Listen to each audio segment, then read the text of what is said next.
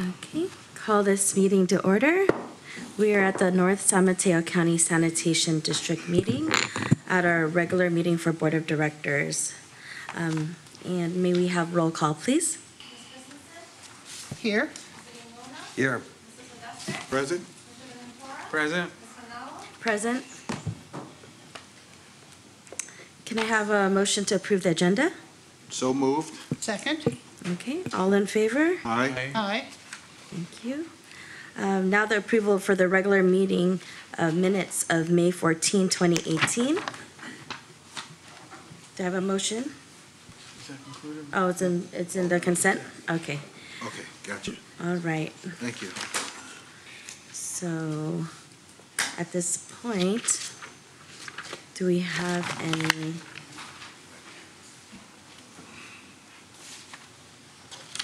That's all the consent agenda. So are there any public comment for the North San Mateo County Sanitation District? Seeing none? Wait, Oh, do you have any consent?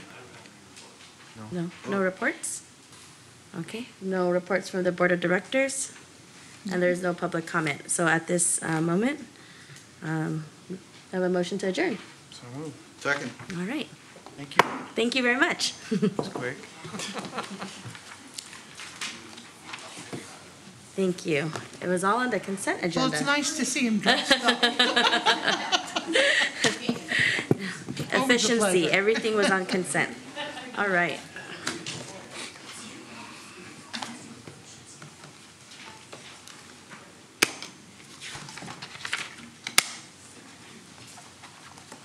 Okay, on to our next meeting. Okay, so we'll call this meeting to order. This is the City of Daly City Regular City Council meeting on Monday, June 25th. Thank you, everyone, for coming. For those wishing to address the City Council of any item on the agenda or under public appearances, oral communications, please complete a speaker card located at the entrance to the council chambers and submit to staff member as early in the meeting as possible. All right, can we have everyone stand for Pledge of Allegiance? Pledge allegiance to the flag of the United States of America and to the republic for which it stands, one nation, under God, indivisible, with liberty and justice for all. Thank you. May we have roll call, please? Ms. Christensen, Here. Mr. Gingona, Here. Mr. Buenaventura, Present. Mr. Sylvester, Present. Ms. Manalo. Present. We have an approval of the agenda. Move to approve the agenda. Second. All in favor? Aye. Okay, thank you very much. Do we have an approval to, for the consent agenda? Ask to pull number 8, please. Okay, number 8. Anything else to pull from this agenda? With the exception of item number 8, I move to approve the consent agenda in its entirety. Second. Okay, all in favor? Aye. Aye. Okay, so item number 8, commending Patricia E. Martell on the occasion of her retirement. Yeah, I asked to pull that. In case you're wondering, tonight's Pat Martell's last meeting as the city manager of Daly City. I see a lot of familiar faces in the audience, and I'd like to make that announcement that this is, in fact, her last day. You know, I never thought I would be around to be able to make that announcement, but in fact, here I am. You know, me and Pat go back a very long time, and it would be a big understatement for me to say that I'm going to miss her, because I don't think the place will be the same without her. We have in Daly City, at least since I've been on the city council, we've had a number of city managers that have actually been trailblazers, that have actually been people that other city managers have looked up to in this county, starting with David Rowe, proceeding through with John Martin, and then with Pat Martell. It's a luxury.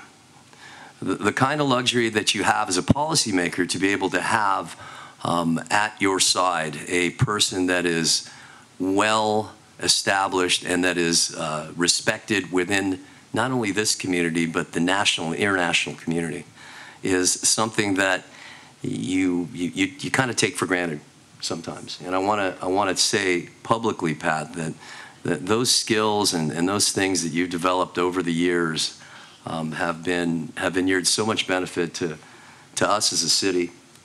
You know, it seems like only yesterday that I met you and Bev at the Mike Nevin's dinner down at the Progress Seminar. And I just want to say that, you know, even on that day when you were Assistant City Manager of South San Francisco, I recognized in you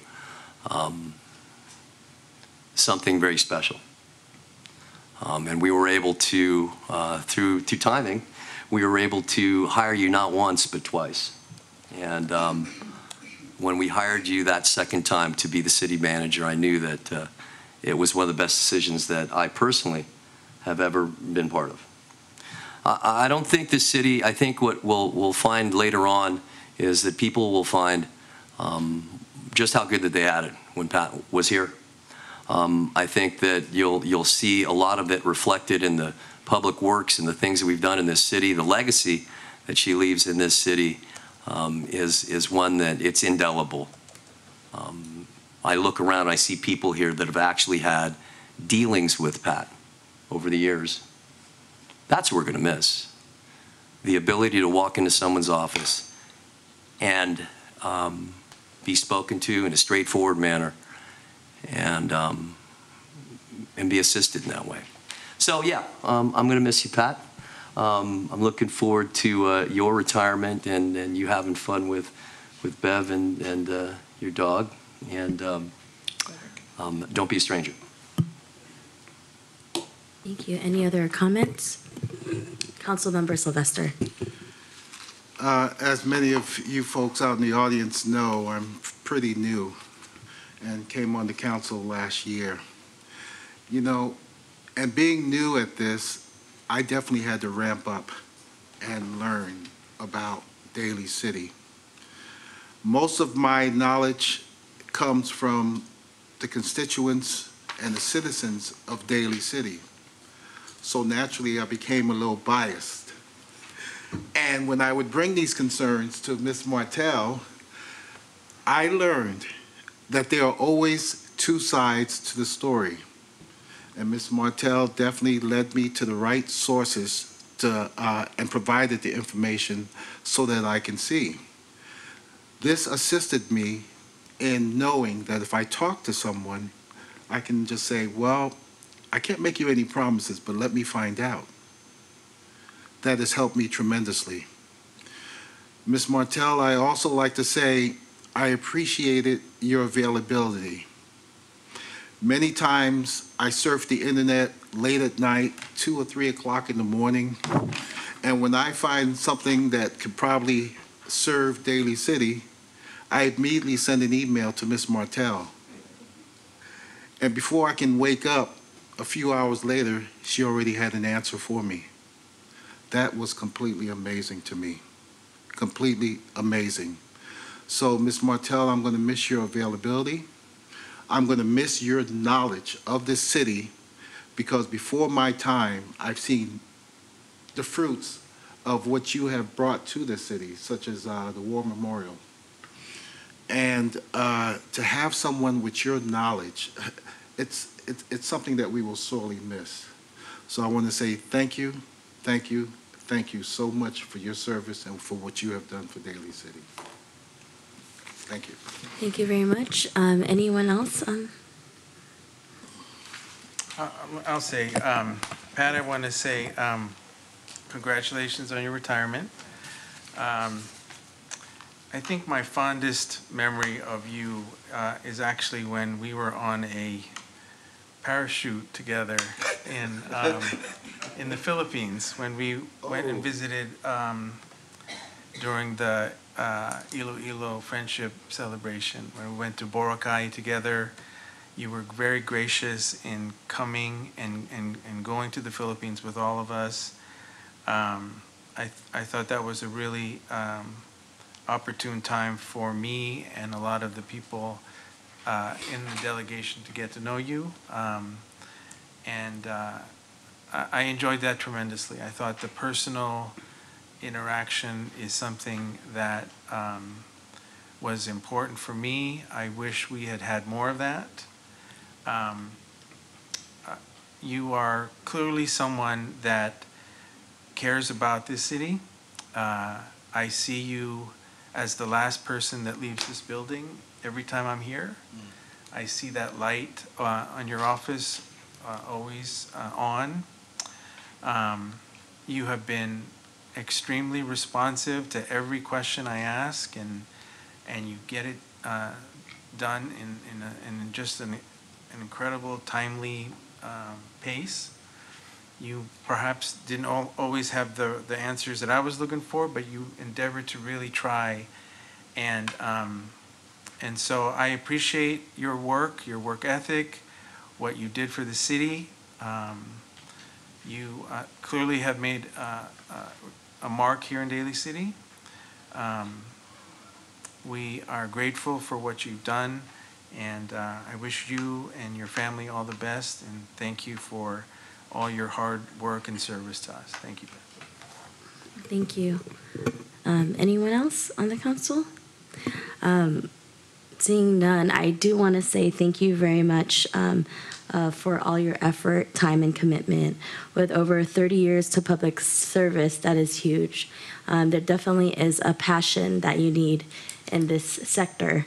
And so I just want to say thank you. It's been definitely a pleasure to work with you over the course of time we've had. And just wish you the best with retiring, vacationing, and traveling.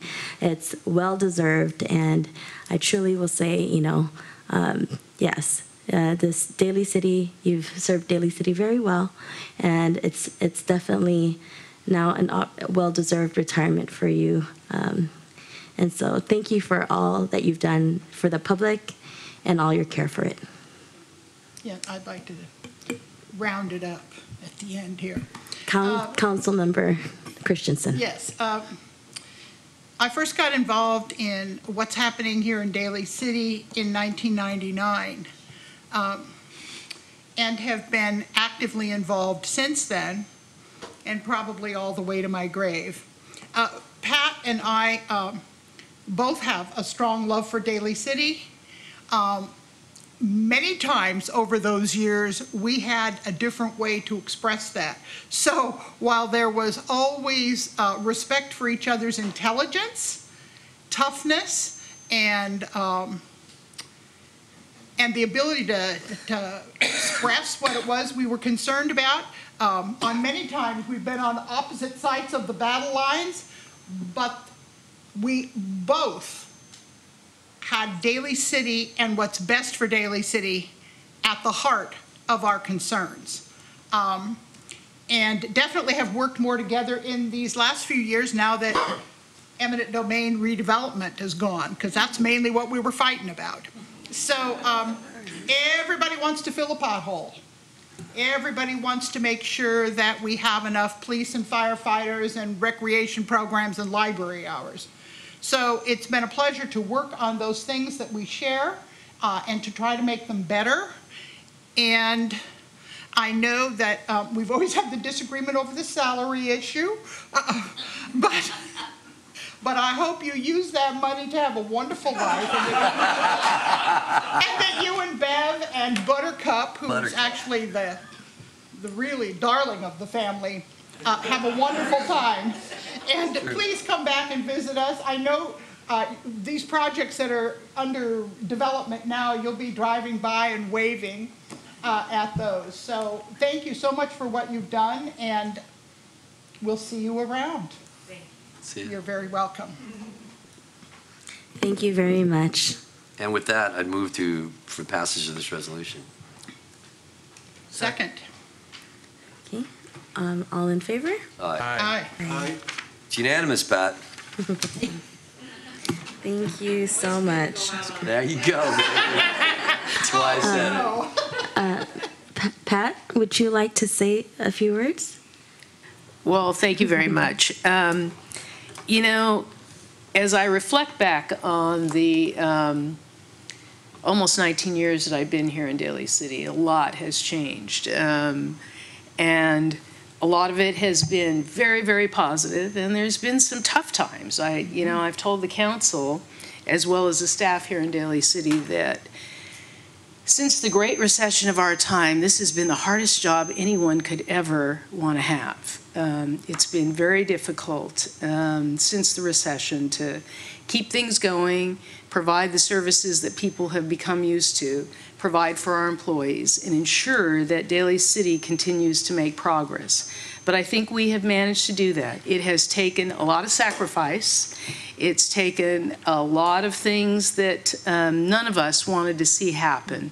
But in doing what we have done, we have been positioning Daly City to prosper in the future, to grow and develop with some of the projects that are going to come to fruition in the next few years. And I feel very, very strongly and very optimistic that Daly City has a very, very bright future ahead of it. It's been tough getting there, but it will be worth it in the end. And when that happens, I will be the first one to have the biggest smile and say that we worked hard, we rolled up our sleeves, and we did what we needed to do in order to make progress.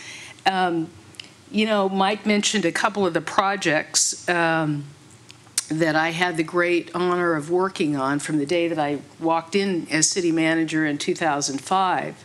And we have a great legacy there in the city, not me, but the legacy that we were able to provide new community centers, new libraries, but probably the thing that I will cherish the most, because it was a project I was responsible for, not when I was city manager, but actually when I was the assistant city manager, and that is the development from the ground floor up of the Imagination Child Development Center, Imagination Station. Yep. And at the time that that project came to fruition, the council looked around and talked to the city manager at that time, John Martin, and me, and said, you know, we have a lot of younger employees today that wouldn't it be great if we had a child care center for them so that they could feel comfortable that they could be back at work and have their children close by. And from that rose Imagination Station. And I think it has done a lot to support our employees, some of whom I can see here, who benefited from it. And I have to tell you, it was one of the most gratifying things that I ever did, because I love babies. And each time our employees had infants and they came back to work and they left them in the infant care center, I'd go over there and I would pick them up and I'd squeeze them and hold them. And it was a way of connecting with our employees in a way that you could never do if you didn't have a child care facility as close as we did. I hope those who have children in the future will consider using Imagination Station because of its close proximity, and also because in the end I've seen the children of a lot of our employees, our city attorney, our community development director, our HR director, that have gone to the facility. They've grown up together, and it's expanded the family feeling in the Daly City organization. Those are the things, the relationships are the most important about what I've been able to be involved in this city. And those are the things that I will cherish the most and remember the most in retirement. So thank you very much to this council, to the council that hired me, that took a risk and hired me. Thank you. It's been a great honor and privilege to serve all of you. Thank you.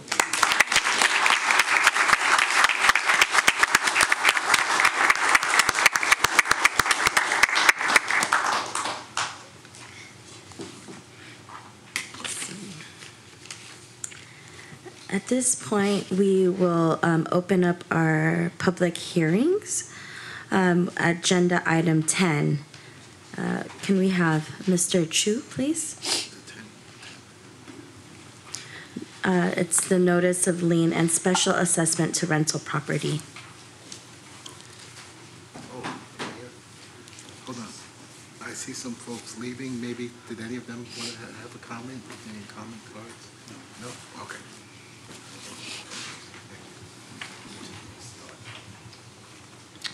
Thanks, Lawrence.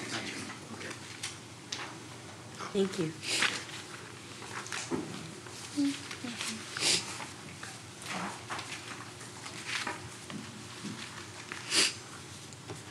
I see a few people stepped up and fixed it.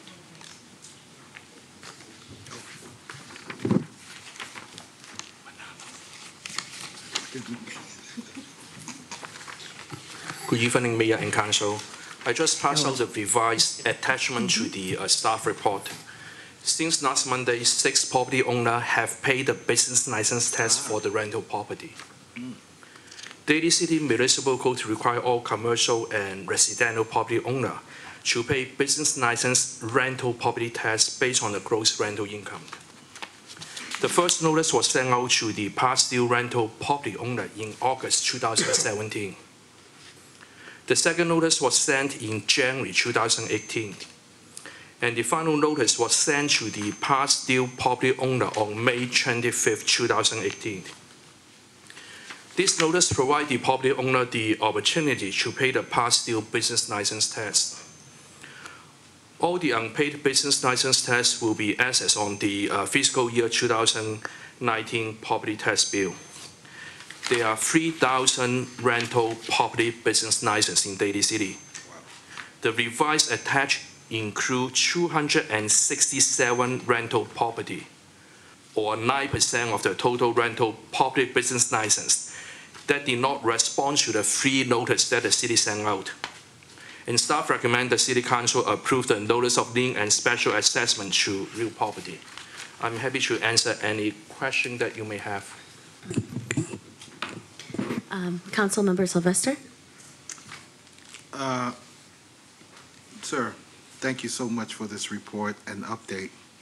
Can you give me a rough estimate? I'm not going to hold you to the penny. How much are we talking about here? I mean, I understand it's a lien, but we won't get it until the property's sold or what have you. But do we have a rough estimate? So the rough estimate for the in the staff report is around $120,000. Wow. All right, thank you. Thank you. Yeah, I have a question. Councilmember Christensen? Yeah. How'd you track these people down? Well, we have been calling and sending notice to them. So we try different ways to outreach to the property owner. So some of these people used to have business licenses and just stopped getting them? And most of them are repeat offenders, so it means it's repeat on the list again and again, year after year. And I see a bunch of numbers here. I see the license numbers, and then, so all of these, the ones that just have like the 302963 number, something, one of those that doesn't say license in front of it? Those are like a different category. A category? Yeah, just Okay. like a type of like a business license. Gotcha, okay.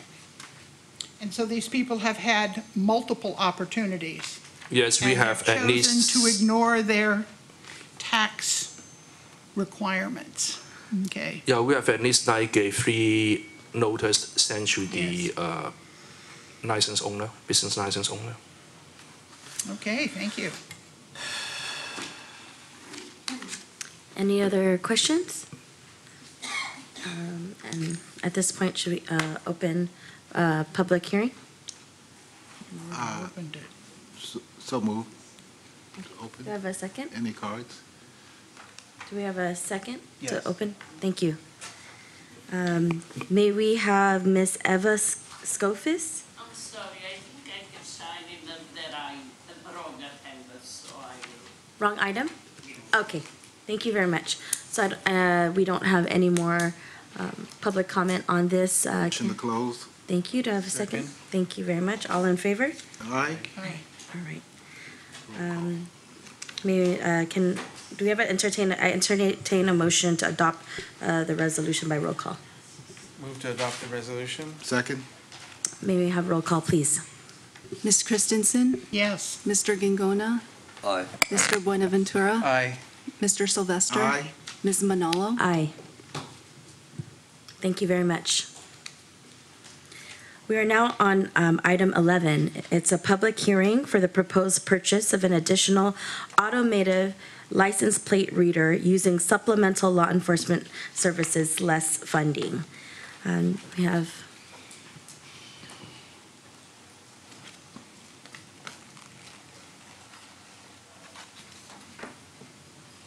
Chief Hensley and Captain Christensen. I always remember his name. I wonder why. Easy one. Good evening, Mayor, Vice Mayor, and Council. I'm Captain Cameron Christensen, and this evening I will be presenting the staff report for the proposed purchase of an additional automated license plate reader, hereafter referred to as ALPR. On June 11, 2018, Council approved this current time and place for public hearing about the proposed purchase, which is required for compliance with California's Civil Code for ALPR technology and procurement. ALPR technology automatically scans license plates at a high rate of speed and cross-checks those license plates against law enforcement-specific databases, checking for missing and wanted persons, stolen and wanted vehicles, as well as providing resource and intelligence gathering and criminal investigations. This technology improves officer efficiency and, more importantly, officer and community safety, as the officer no longer needs to manually input the information into their car computer. This allows them to stay more alert to their surroundings with an audible alert sounding if there is a relevant inquiry. The police department currently has 2 ALPRs affixed to police vehicles and 1 that's affixed to a parking enforcement vehicle. The police department is proposing the purchase of 1 additional ALPR unit to be affixed to a city-owned police vehicle. This unit will be deployed in the field on a regular basis as part of standard patrol duties. The total cost for the purchase and installation of the ALPR will not exceed $18,000, and all funds will be taken from the Police Department Supplemental Law Enforcement Services Fund. There will be no cash match or other city costs. At this time, staff is available to provide any additional information or answer any questions. Thank you very much. Any questions? Councilmember Sylvester. I don't have a question, but I basically have a comment. You know, with this new technology, I can remember the old days where the officer had to go into the station and print up what's known as a hot sheet. You put that hot sheet right in the middle of the car, and then you got to go down the street. Oh, let's check that plate. And it's a random check. And when you check the plate, you look on the hot sheet, nope, it's not stolen. And then if you work midnights, you have to use your flashlight, but then you light up the whole car, so you have to put the flashlight in between your 2 fingers so you don't light up the whole car. You know, I just have to say how amazing this technology is on ALPR readers, and the fact that the officer, he or she, don't have to do that anymore. All they have to do is just drive down the street and they'll just pick up these plates. You are absolutely correct that it will increase efficiency, and I believe that $18,000 is money well spent. So I just wanted to make that comment, and thank you for bringing this to the council, Captain. Yes, sir. Thank you very much, Captain. Councilmember Christensen. When you hear or read what this technology can do, I'm assuming this is something we'd want more of in the future if funds became available? Yes, I would agree. So keep that on our radar, Absolutely. so to speak. Yeah, thank you. Thank you. Thank you. So at this moment, we'll open, can I open the public hearing, please? I don't think there's any comments. Oh, yeah, move to open the public hearing. Second. All in favor? Aye. Seeing no comments, motion. Close. Second? All in favor? Aye. Aye. Thank you very much. Now, entertain a motion to approve the purchase of additional automated license plate reader using supplemental law enforcement services. So moved. Second. Okay, and adoption through roll call. May we have roll call, please? Ms. Christensen, An enthusiastic yes. Mr. Gingona, Yes. Mr. Buenaventura, Aye. Mr. Sylvester. Aye, and would you kindly let us know if you get more? Okay, we want more. Yes. Ms. Manalo. Aye. Thank you very much. Thank you. Good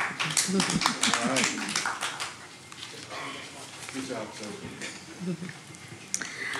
Item number 12, update on the long-term financial plan. We have Ms. Martell. And this is just for information only.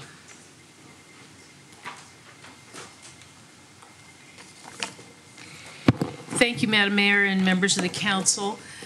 With the recent adoption of the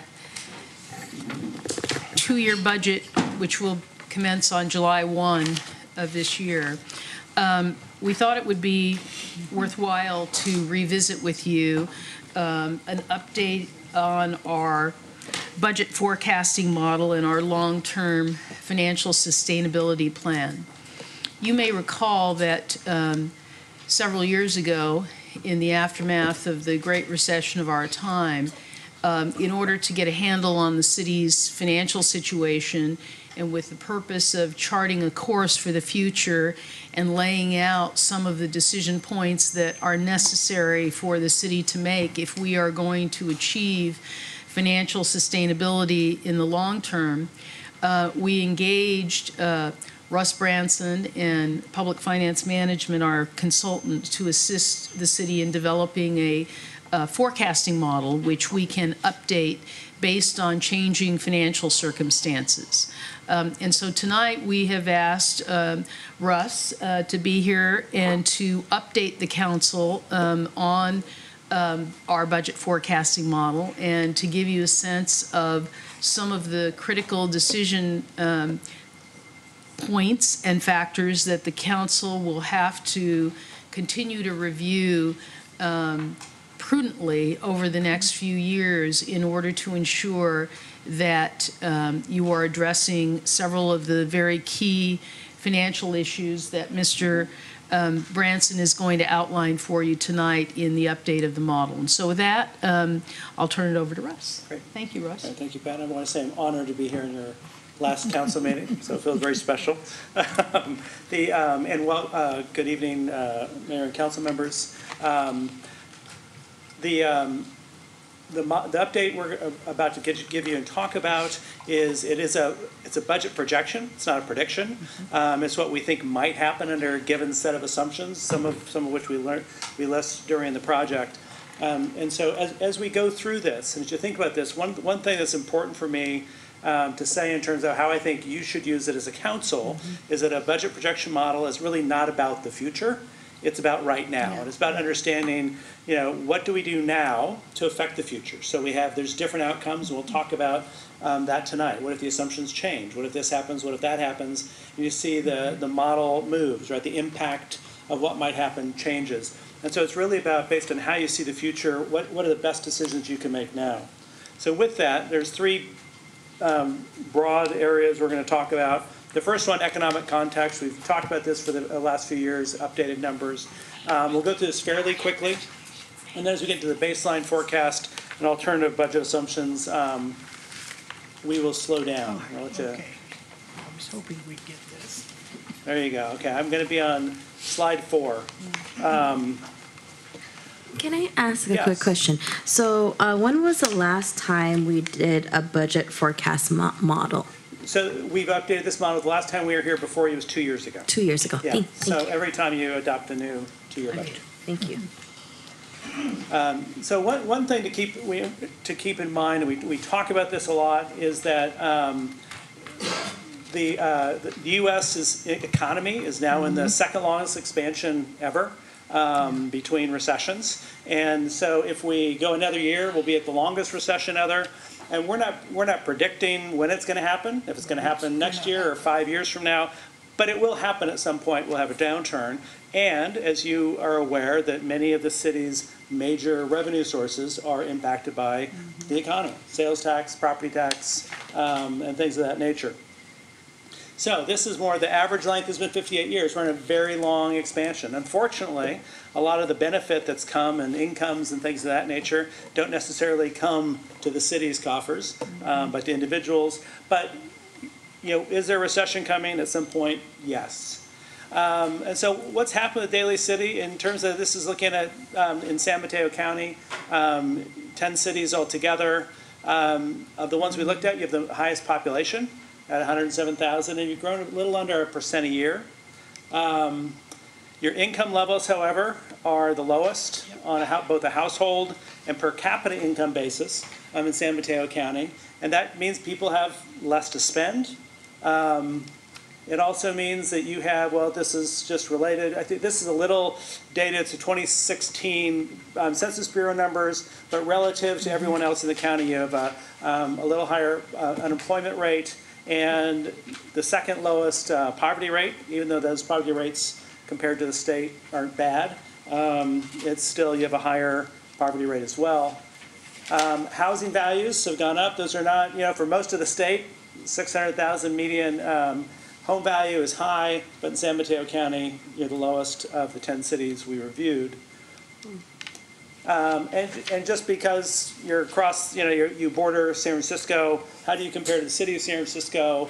Again, your household income is slightly lower, but per capita income is much lower, right? A lot of single people living in San Francisco, and home values are less. Your unemployment rate's a little less. So, even though, and those are comparable areas, San Francisco does a lot better than you in many ways.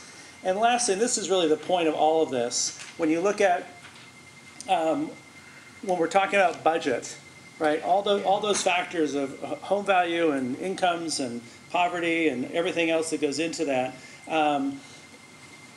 shows that Daly City has the second to lowest total taxes per capita at $540.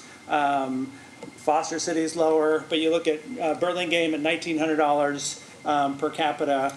And what that means is that in the market you're competing with, both in the services you provide and what you can pay the people who work for you, are going to be lower just because you have less revenue to provide those services. And that's what the city has struggled with, and you're in a very high cost, high income area.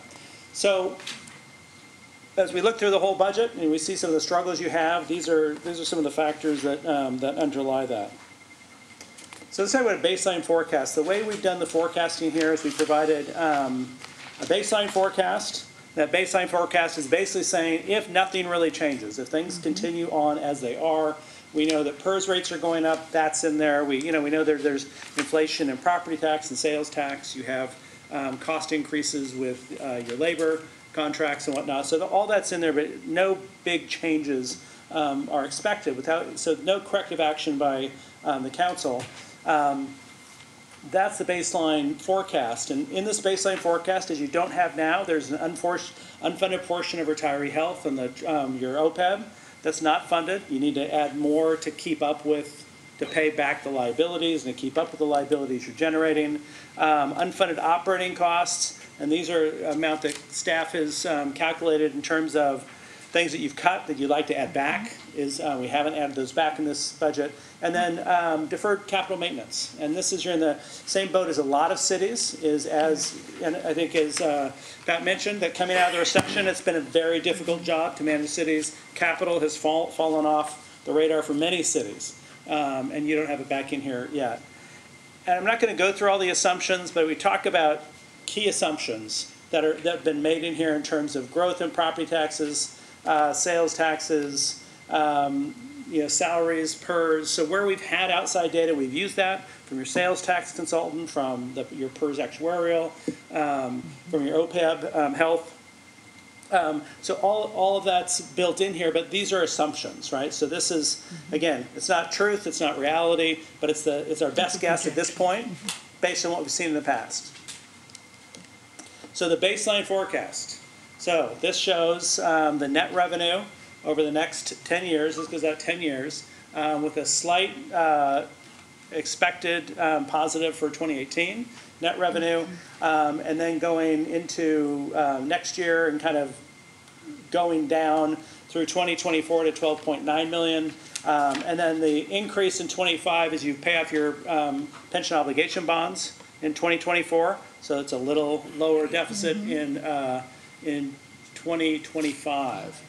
So if this was your reality, which it won't be because you can't actually afford to go this negative over time, it would be $97.9 million kind of a cumulative deficit or fund balance over that period of time. Now that's again based on what's happening now, and we want to talk about the big some of the drivers of that. And let's first go to talk about the fund balance, the impact on your fund balance. You currently have about a 28.6% fund balance. You have a required level of I think 17% is the goal. 15%, sorry. 15% is the goal, and you go beyond that 15% in 2020, and you go negative fund balance by 2022. Again, if there's no corrective action, if nothing is done by the city to do that. So why is that? Let's look at some of the major revenue and expense growth drivers. On the revenue side, property taxes and sales taxes are your bigger drivers. Those are shown growing at moderate rates. So not big bumps in either over the next several years. We will talk about, well, what if it's higher? That would be one of the what-if scenarios we do. Other taxes, license and fees grow at, again, the same kind of moderate rate. So overall, we're showing expenses growing at about 2% a year, whereas our revenues growing at 2% a year, whereas expenditures grow much higher. So what's the driver for that is PERS, right? So your pension costs are going up, nearly doubling over the next 10 years. Health insurance is going up, and your services, supplies, everything is just growing a little faster over the next several years, and so that creates that imbalance and puts you into a situation of that negative growth. So we talked about some of these workforce costs growing 44%. CalPERS nearly doubling by fiscal year, should be 28, not 24. And then your retiree health also growing, getting close to doubling during that same time period. So let's talk about, one of the issues that you have going forward is that a large portion of your budget are personnel costs. That's the same with most cities. You're at about 76%, which is, it's on the higher range of what you might see in cities. And I say it's a dangerously high ratio. Everyone's there. And the reason it's dangerous is because any change in that has an oversized impact on your bottom line budget. And so how do you balance the need to hire more people, to pay people a reasonable wage in this high cost of living area, and still keep your budget balanced? So I know it's the tightrope you've been walking for several years, and it's probably going to continue.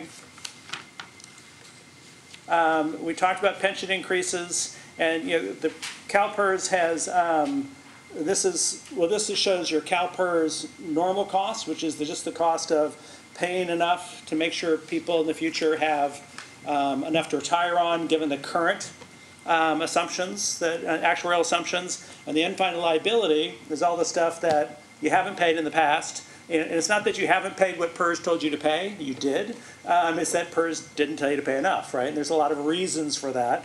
The biggest one most recently is PERS discount rate, or their assumed earnings rate over time, has been lowered, or it's in the process of being lowered over the next few years.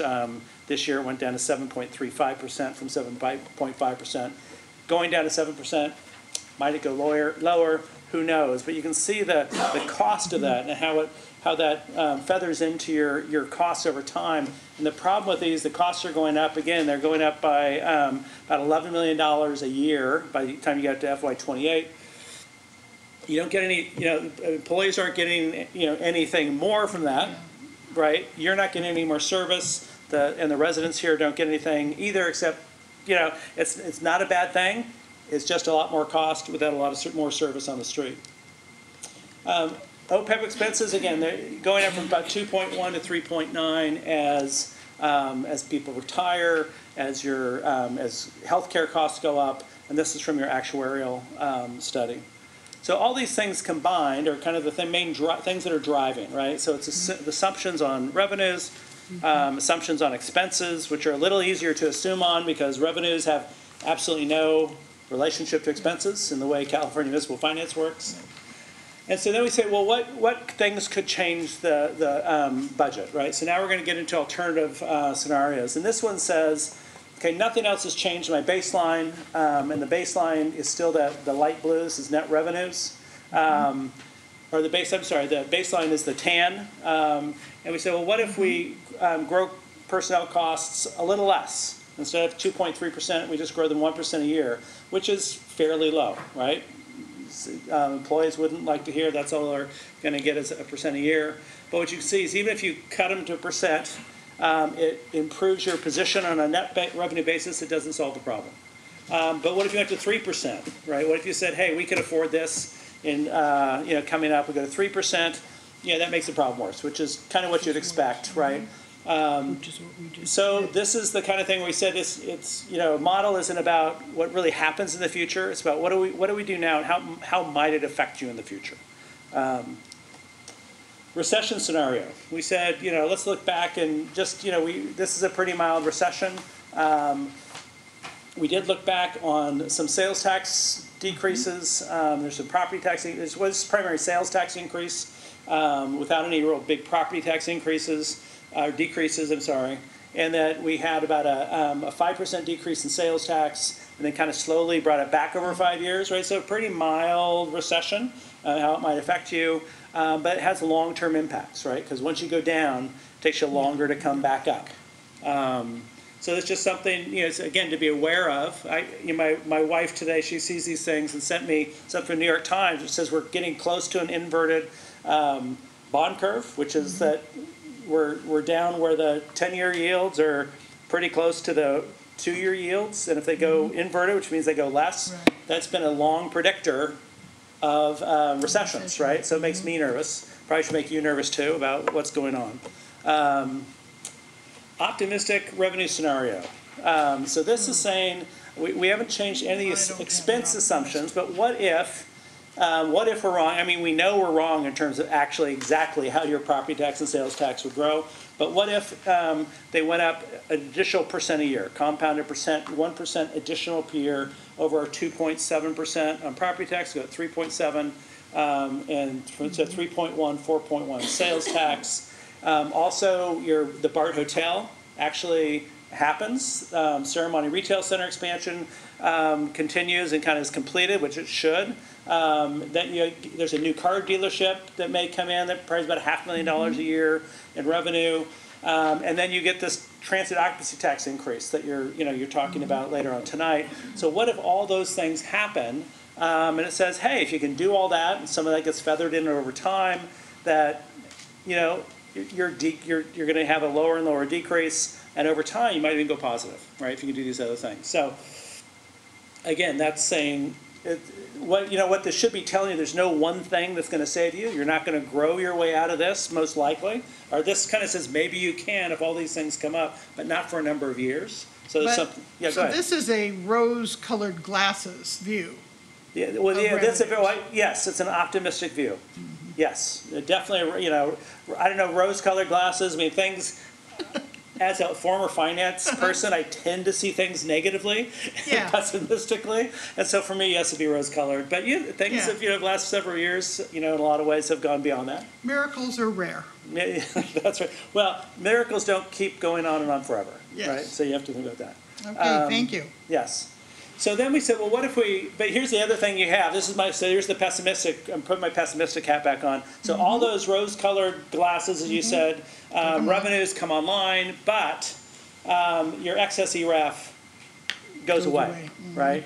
So this is something that it's always been a concern since we started this, right? How long will this excess ERAF happen? San Mateo County I think it's now one of 2 counties that has excess ERAF. It was 3, one has dropped out. So it's, this is ERAF is Educational Revenue Augmentation Fund, which was the state's shifting of property taxes from cities and counties to school districts. And the way they did that is if your county generated more property tax revenue than was in that ERAF shift, then the excess ERAF, is what they call it, came back to the cities, right? So, and why has it gone? Look, we looked at 611,000. You're the lowest in home values. You're the lowest in the county. Very high home values, obviously, in this county that's created that. But that could go away, and it's gone away in other places. So if that happens, and we did 20%, basically a 5-year phase out of that ERAF, and what you can see that where we went positive before in those outer years with optimistic revenue, now you're negative all those years. Wow. So again, this is just, none of this is predictions, but these are kind of what ifs. How do you look at this whole thing? And then we looked at optimistic revenue, excess ERAF phases out, but you fund your deferred costs, because what happens is over time you have to reinvest, right? You have to reinvest back in the city, in the buildings, right? Your roof needs to be replaced. Your HVAC needs to be replaced. Your parks, right? There are cities that have to take out play structures because they're unsafe to play on and they can't afford to put them back in, right? So those are expensive items you have to reinvest. So this assumes that. And again, it just brings you down further, right? It makes it harder and harder to catch up. So we looked at a kind of a balancing scenario, which is, well, okay, so if you have optimistic revenue,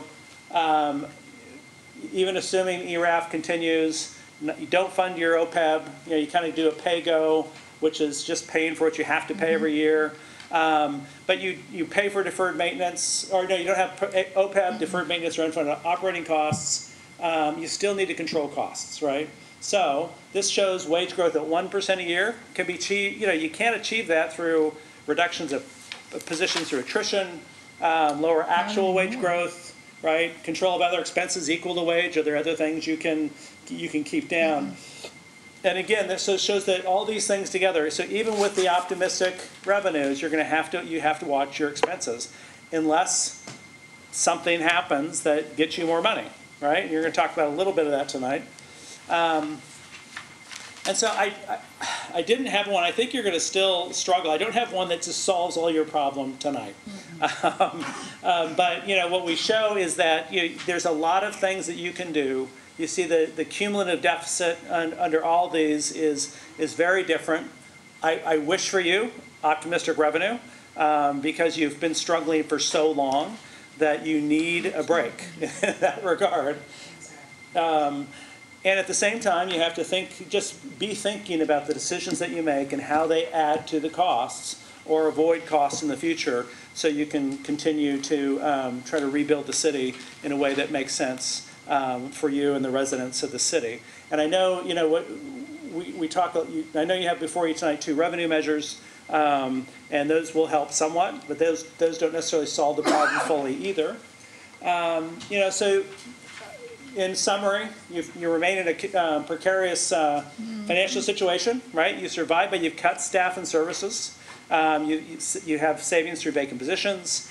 You're not funding long-term liabilities, so it's a current savings, but a long-term cost. What are the recommendations? I think these are things you've been doing, right? Control wage increases in hiring.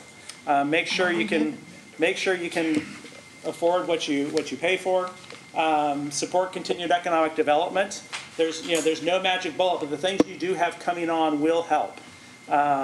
In terms of a hotel is a great help, as well as your retail sales tax. Seek voter-approved tax increases. So I think you have those on the ballot, or you have those on discussion tonight. And those, again, I think that's the only way you can really help control additional revenues, is by asking the voters to pay for something. And then maintain your cost recovery levels. And this is just something that, again, during the recession, a lot of cities kind of stopped. And I think you guys have kept pretty up to date on these. But just maintain what you can cost recover, do cost recover, keep those fees and other revenues up to date. Every dollar counts when you're trying to balance a budget and add back in services. And with that, I would be happy to answer any questions. Thank you very much for your presentation, Mr. Branson. At this point, does my colleagues have any questions? Councilmember Sylvester. Slide number 5, sir, where you talk about population. Yes. Do we have any reason why we left out some of the other cities within San Mateo? These are Yeah, these are historical, what we looked at historically, and I think we tried to find cities that were somewhat close and somewhat have similar characteristics, although you are the largest city in San Mateo County. Some of the, I've done work, like say Los Altos is a much smaller community, also a much wealthier community. So trying to find something about, at least close to the same level. So how would East Palo Alto fare in this chart? I don't know offhand, but I could find out and Okay. get back to you through Lawrence.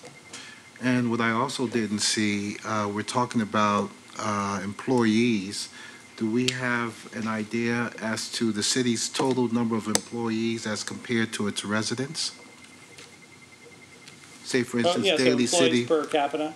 Yeah, say, for instance, Daly City with 107,000 107,000 people, and I believe we have about 500 employees? We 550? actually have less than 500 employees, and we have provided, we can give you that information, council member. We provided each time we do the budget, so we have Right. included in the budget discussion the per capita revenue as well as per capita employees. And Daly City remains, I believe, Lawrence, the lowest per capita for employees And we have been for a long time. for a long time. Yeah. Thank you. Which validates my point. One of your recommendation is that we consider not giving our employees the basic CPI raises, to which I feel they have been down already for too long, since 2009. And I know we have to do something about this, but at the same time, we need to work harder in developing our revenue streams, as you made mention. Now, I had a question on slide number 27. Can I just Yes. also just briefly respond to that? Because my recommendation isn't that you don't give that raise. The recommendation, what it's just saying is there are implications to when you give raises, and there's implications when you hire.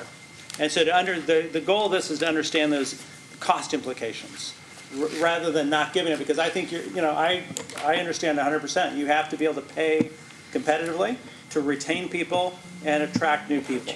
And so that's a struggle, and then you have to also want to be able to pay for it, because you don't want to be laying people off. So I think that's a great point. I just want to say we're not recommending you do that. We're just trying to show the impacts both ways. The impact as a Yeah. result. You're right. Slide number And the fact that we need to rely on expanding the revenue base, so Exactly. bringing in new revenue that will offset those expenses going forward is the goal of this. Yes. Well, yeah, we're going right down that path. As you made mention, I had those questions thinking optimistically, especially you answered my question when you got to slide number 24, where we're talking about the different projects that we have coming up, and I just wanted to make sure we taken those in account. Yeah. And of course, there may be some other projects that come down the line. Had a question on slide number 27, where we're talking about attrition and not hiring if someone retires. That could be cost savings, but at the same time, how does that relate to our population when at that time Yes. our population grows? Right. And just because somebody retires and we don't fill that position, are we doing a disservice to our Yeah. community? So that's something we have to consider also. That's all the questions I have. Thank you so much for your report. It's very informative. Thank you very much. Are there any other comments or questions? Thank you. Yeah, thanks. Thank you very much. I'd like to hope that would look at the optimistic part, seeing a lot of the projects come into fruition that were mentioned down the pipeline, and then also other opportunities that may unfold, in different areas of Daly City. So, Yeah. Thank I'd you. like to say something. Councilmember Christensen. I don't know how you people live your life financially. I know many people have huge debts, and that causes them a great deal of stress and anxiety in their life. But I think we all have to agree that the best way to be able to predict a positive future financially is to not spend what you don't have. And if that means you can't give a 3% raise to your employees 2 years in a row, then you can't do it if you don't have the money. Right now, we're taking money out of reserves and moving forward with that. That's already been passed. But I think we always need to keep a cautious eye. When you plan for the best case scenario, I'm gonna have a lemonade stand and I'm gonna make $50 in one day. It's not gonna happen. You can pray for it, you can wish for it, you can think you deserve it, but it's not gonna happen. And so I know a lot of people like to think of best case scenario financially. Those are usually the people that are seriously in debt. And the people who look at worst case scenario financially are the people who have a lot of money because they were planning for the worst thing that could happen, and usually the worst doesn't happen, someplace in the middle. But I think as a city, we need to, at the very least, be in that center ground. We cannot be in the rose-colored glasses area, or one of these days, we're going to end up facing a bankruptcy, and then all the incredible things that we've been able to do are going to be for naught. The state takes over, they run the show, they send our police department to the sheriff's department, they send our fire department to county fire like they've done in other cities, they change the retirement, I mean, they do all sorts of stuff. So I think it's cautious to be more conservative. Let's not think about the optimistic revenue, but a conservative look at revenue, and only spend it when we actually have it. When we see the sales tax coming in at a higher level, then we can talk about an increasing salaries for employees. But to get in that place where you don't have the money and you're making the decisions to spend money that you don't have, that I'm very worried about our future, if that's the way this council is going to look at the future. So just an alternate opinion. And we are looking at revenue opportunities in the upcoming 2 agenda items, which we hope, to raise the hotel tax and also the business license fees. And so it's looking at these opportunities and that we're able to, hopefully, it's not a one-solve issue or problem, it's multiple factors. I think we need to, as mentioned before, look at all the possibilities and alternatives around, and it's not only around economic development, we understand that, but I think that we have to look at every stone unturned. And that is if we have to be more robust in reaching out to what opportunities are at hand. If it's looking at, I know it mentioned before with the Cow Palace and how that down the line, hopefully there's timing towards that. And federally, there, it's marked as an opportunity zone, and that's what they called it, meaning hopefully we'd have some financing or financial investors that will look at that area, which we have vast land there in cooperation with the state and hopefully Cow Palace. There's opportunities that have not come to fruition. I think as we make decisions, it's around also understanding that we have, as mentioned, an employee base that is smaller than others, and they've done so much for the city of Daly City. And, we have to also honor that and give that report back. And I think that, they've waited a long time, and we need to honor the employees that serve our city. So as we move on, let's move to agenda item 13. Options for future implementation of commercial cannabis businesses. Ms. Martel?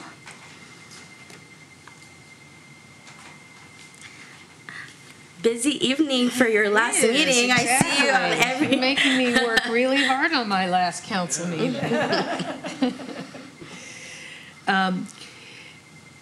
Tonight, this is a follow-up from the meeting that we held a couple of months ago where we reviewed for you the results of the community outreach that we had conducted, and we had a discussion about a variety of different options and directions that the council could look at moving forward if it was the desire of the council, based on the community input that we had provided to you, to proceed with considering making a decision about introducing the commercial cannabis industry into Daly City. So tonight, we have our consultants back, our consultants from Muni Services, Jeff Colin, the senior advisor, and Fran Mencia, who's also here, who's the government relations director for Muni Services. And they are going to be providing an overview of the variety of options that we had previously discussed with you, but tonight we are actually looking for specific direction from you, because based on the direction that you give us tonight, whether it is going to be a yay or nay, that we proceed with implementing some of the options that are available to you with regards to the commercial cannabis industry, it will then require some very specific follow-ups in July with very specific dates, with July 23rd being the last possible date when you can take action relative to placing any kind of measure on the ballot. And so we are looking for very clear direction tonight so that then the staff can follow up thereafter and come back to you in July with all the necessary resolutions, ordinances, and things that would be required depending upon the decisions that you make tonight about how you would like to approach, if you would like to approach, implementing the commercial cannabis industry in Daly City. So with that, I'll ask Jeff to come up. And I don't know whether this got loaded or not.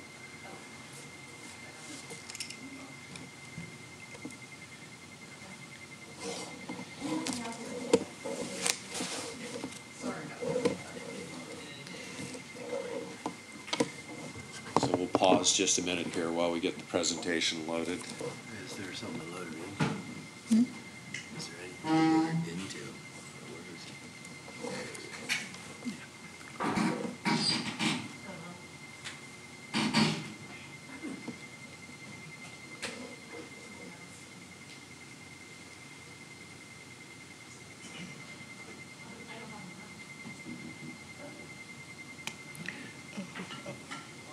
You're looking for a mouse? There's one up on the table here. Oh, yeah.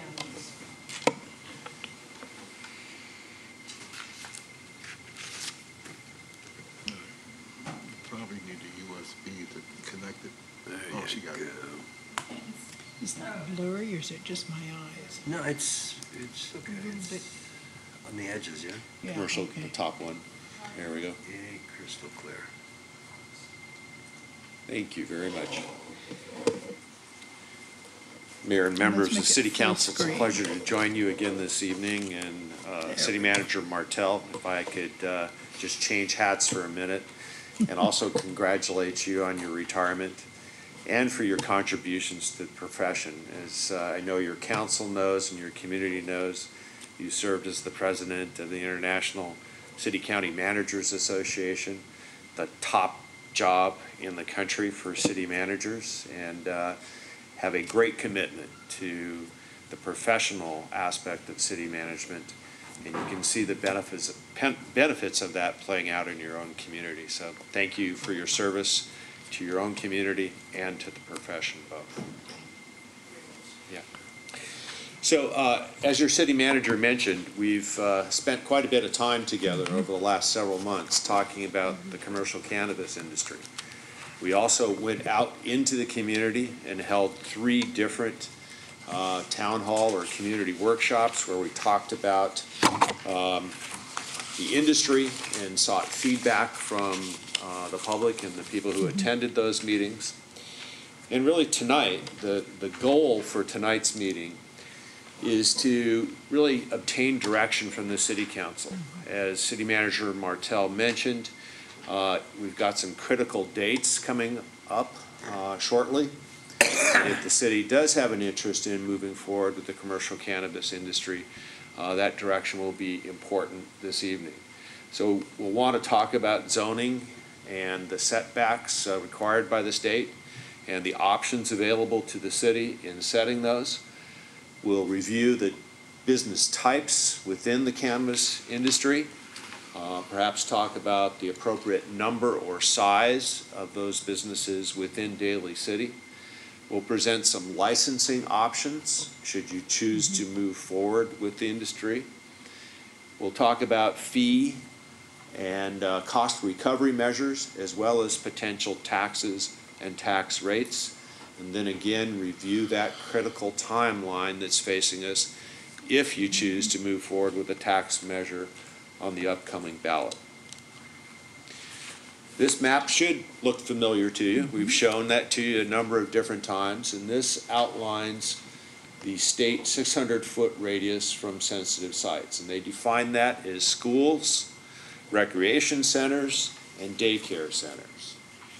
You can see those in the dark green area is the actual outline of the physical limits of that particular facility. And the light green is the buffer area around it. Mission Street, you can And the No place on Mission? salmon-colored or light red color, however you want to describe that, is the commercial zoning areas within the city. This chart is a little bit hard to read for the audience, but essentially what it tells you is that there's only one other city in San Mateo County that has chosen to permit medical and adult use retail sales in the county, and that's the city of Pacifica. There are a number of different cities that have authorized manufacturing, testing, and distribution facilities, and those are indicated by the A's in those last three columns.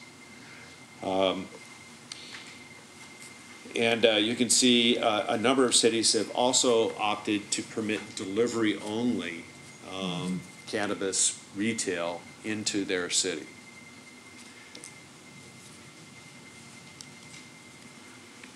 One of the questions we had last time was, what's the environment in which we might be operating in terms of tax rates? Well, because there's not much approved in your own county, we tried to identify regionally what would be the potential competition that you'd be facing. And so we went to Pacifica, of course, because they've authorized retail sales, and they have a gross receipts tax that ranges, could go as high as 10%, but currently is set at 6%. The city of Oakland has a gross receipts of 5% for medicinal products and 10% on adult use products.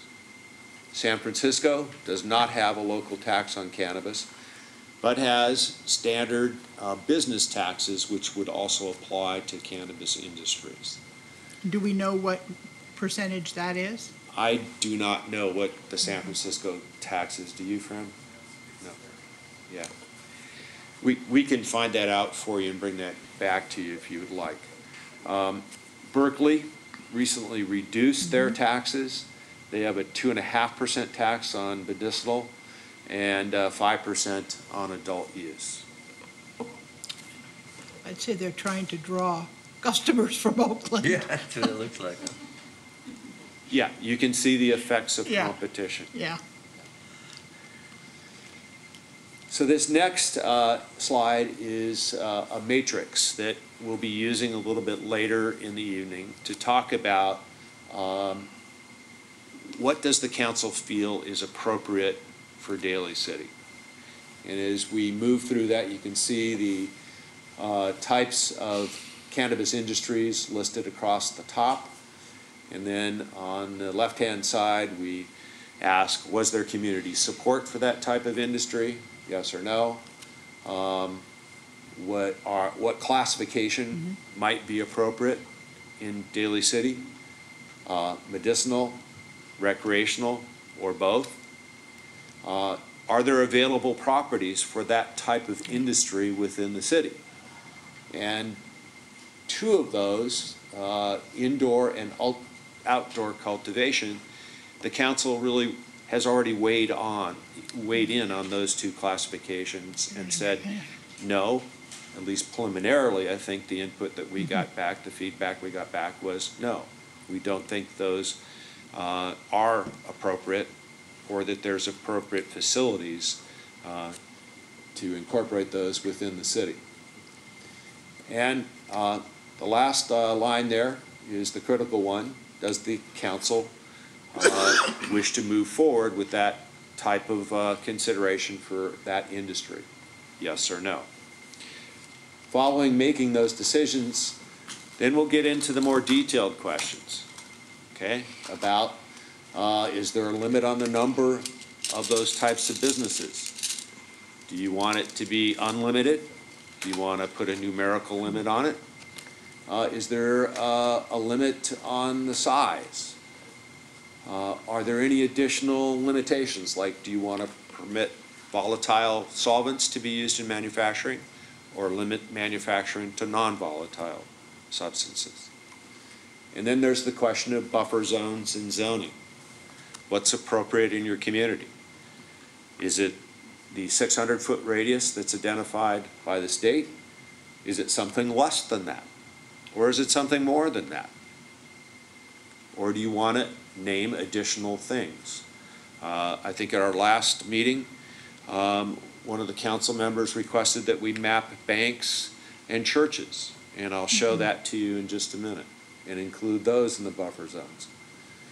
Are there special areas of the city that are particularly sensitive or that you feel aren't appropriate for the cannabis industry to be sited in? In other communities, we've seen downtown retail plazas or historic zones excluded from the cannabis industry. And what's the appropriate zoning categories for them to be located in? Is it commercial? Is it mixed use? Is it industrial? And do you want size limitations on how big those industries can be? Should a dispensary be limited in terms of the number of square feet that it can occupy? Same thing for manufacturing or testing. And do you want distance between businesses? In other words, if you decided you wanted 3 dispensaries in the city, is it okay for them all to be located in the same district, in the same block?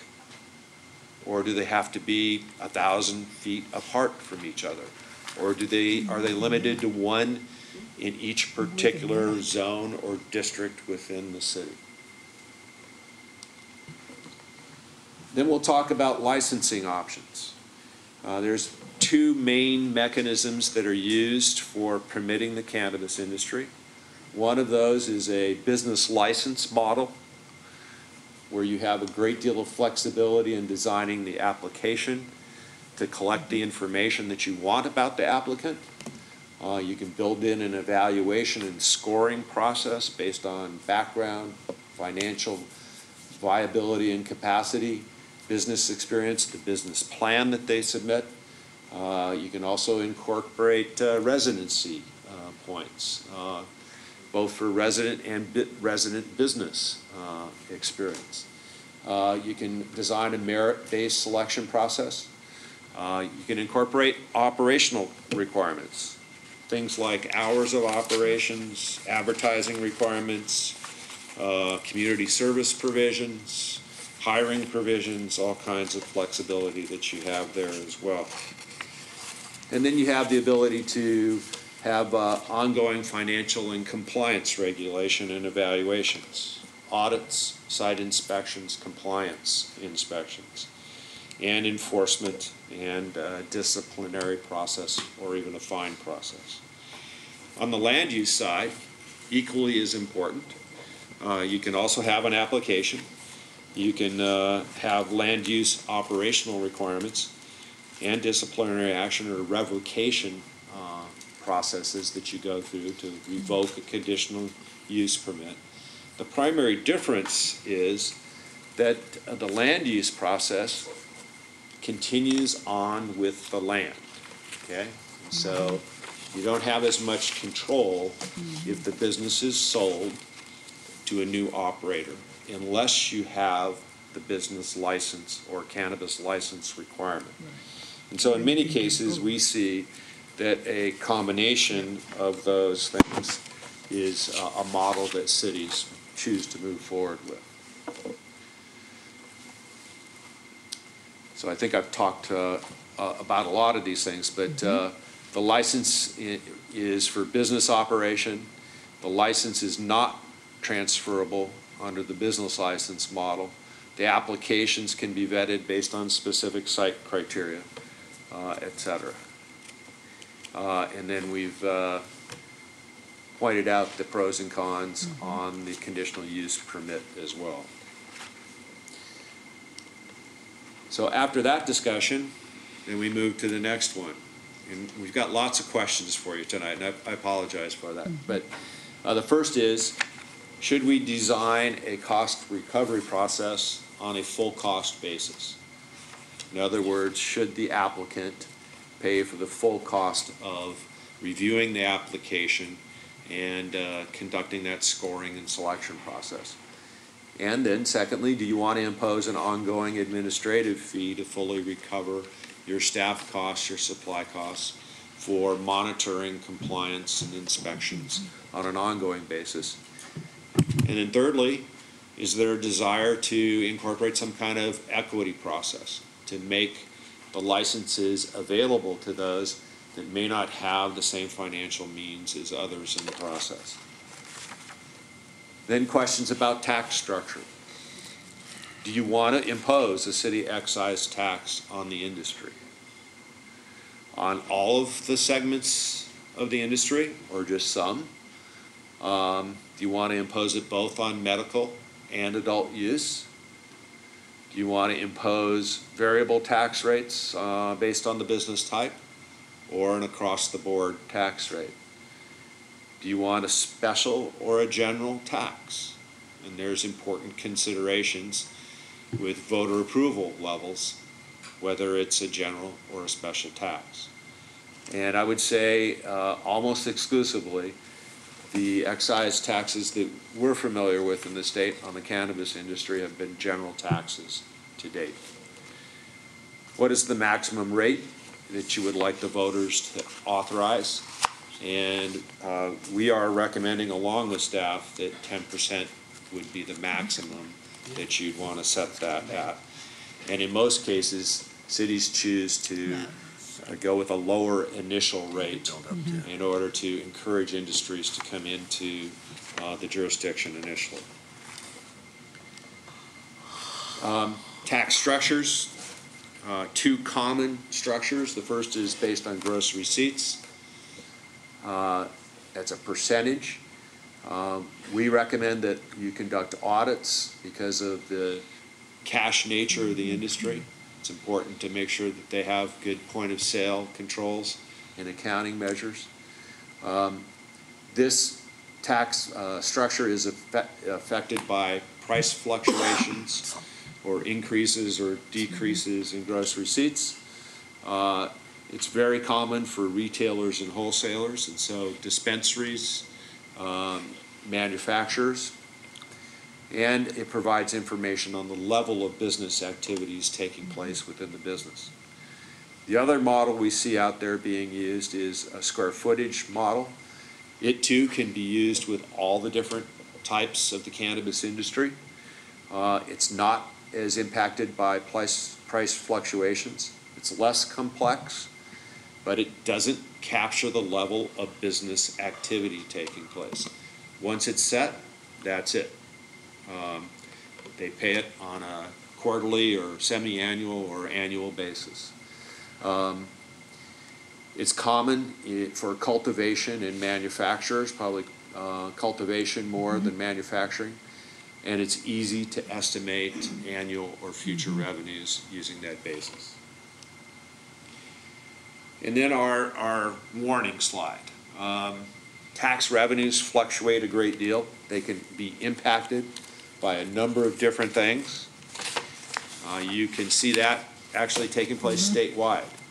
I think many of you saw the initial revenue estimates that the state predicted for cannabis-related industries, and they missed them quite significantly. And I think there were a number of reasons for that. I think in part it was a backup in their own licensing and permitting process.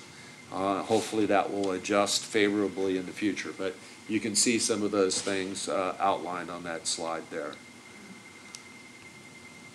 And then that timeline, and we'll go into this in more detail as we wrap up the evening and review those dates. City Manager Martell highlighted one of the critical ones there was that July 23rd date, which would be, I believe, your last meeting in July where you would be able to take action on a voter measure.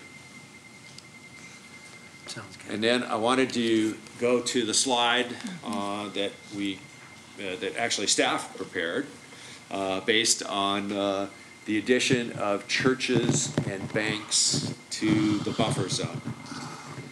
Now that looks perfectly understandable to me. I don't know about you. Let me attempt to. If you could give us just a few cross streets to have some idea as to where that is in the city. And maybe you can help me on that. Do you have a pointer? Looks like nothing on Mission Street, nothing. I'm assuming that thing at the top there going across is John Daly. Yeah. On the left? Yeah. On the left, and it curving this over to is the John right must Daly. be Mission Street, yeah. Oh, whoops.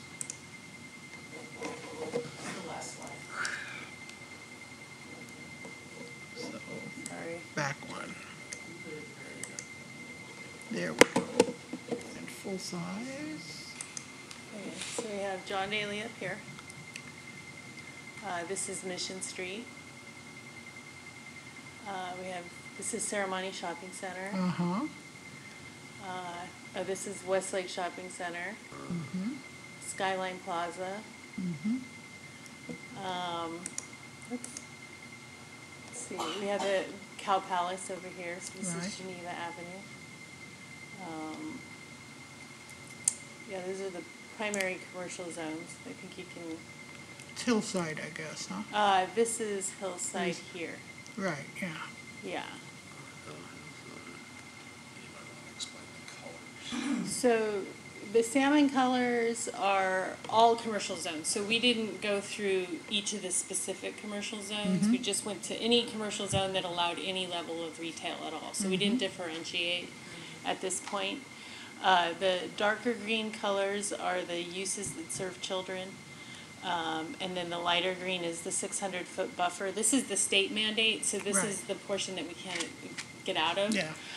We added a layer for banks and churches, and that would be the light yellow color. So this was the layers that were added beyond what the state's limits were. So that did decrease the available land that could support those kind of uses. We were asked, if you recall, Councilmember Sylvester also asked us to overlay the transit routes. And unfortunately, Councilmember, we have a separate transit map because we tried to overlay it on this. And if you think this is chaotic, you should have seen it with all the bus routes on it. It just was incomprehensible. Right. We did confirm those staff looked at that map. Every single commercial zone is served by some form of transit. 1, 2, or 3 bus lines. Ms. Martell, thank you for that reminder. There's one that I didn't see up there yet. I'll bring it up later. But people need transit to get to go by it. So go in and going out. Okay, no problem with the transit. All the commercial zones are served by transit. Thank you. There's that area, I think, I see where Westlake is, and then there's a patch of red right there. Here? What? Yeah. That's the horse stable. So this is in the coastal development zone, so it's highly unlikely that we would see activity there, but it is zoned commercial. Okay, that's why I was wondering Yeah. what that was Yeah, and but why that's the it's horse zoned stables. commercial.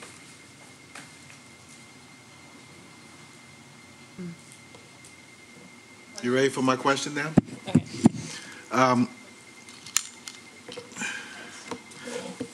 I'd like to thank you for your presentation and update. I do recall that as a city, we can develop an ordinance, and you said the magic word, and that was zone buffering.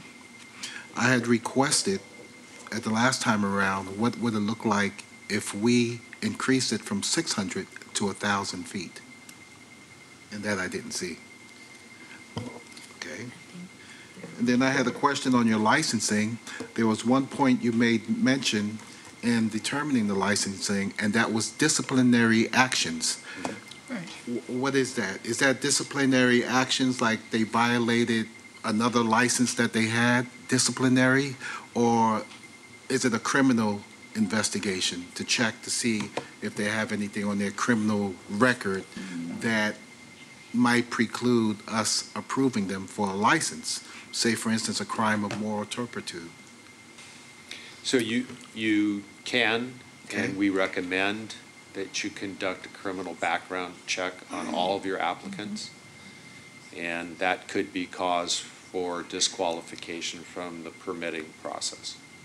Okay. The disciplinary action portion of it was a reference to what happens when an applicant or a permittee fails to comply with all the conditions of approval.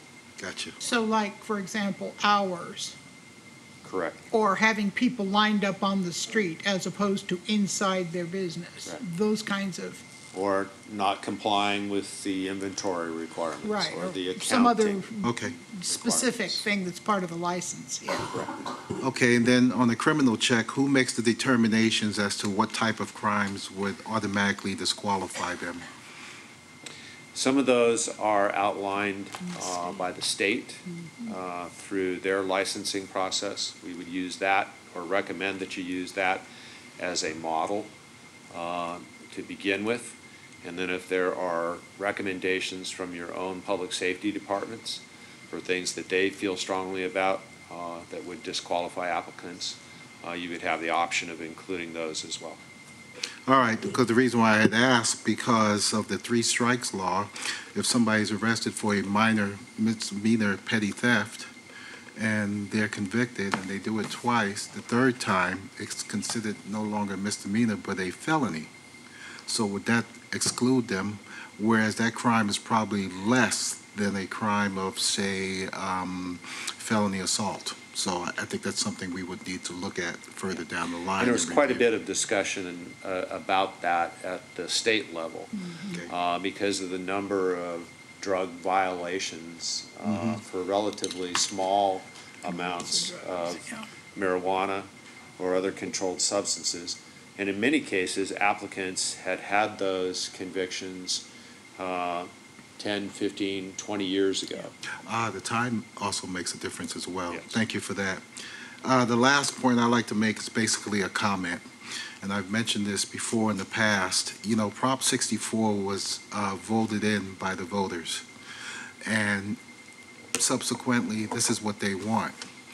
But we as a council, to make that decision, should at least have provided that community outreach to folks to weigh in.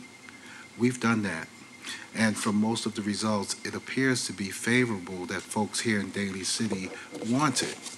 So who am I to say, no, we won't do it, but at the same time, we have to be judicial and moving ahead and implementing proper ordinance and guidelines and moving forward.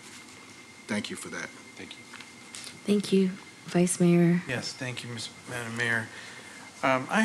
First, let me ask you the question of what covers recreation centers?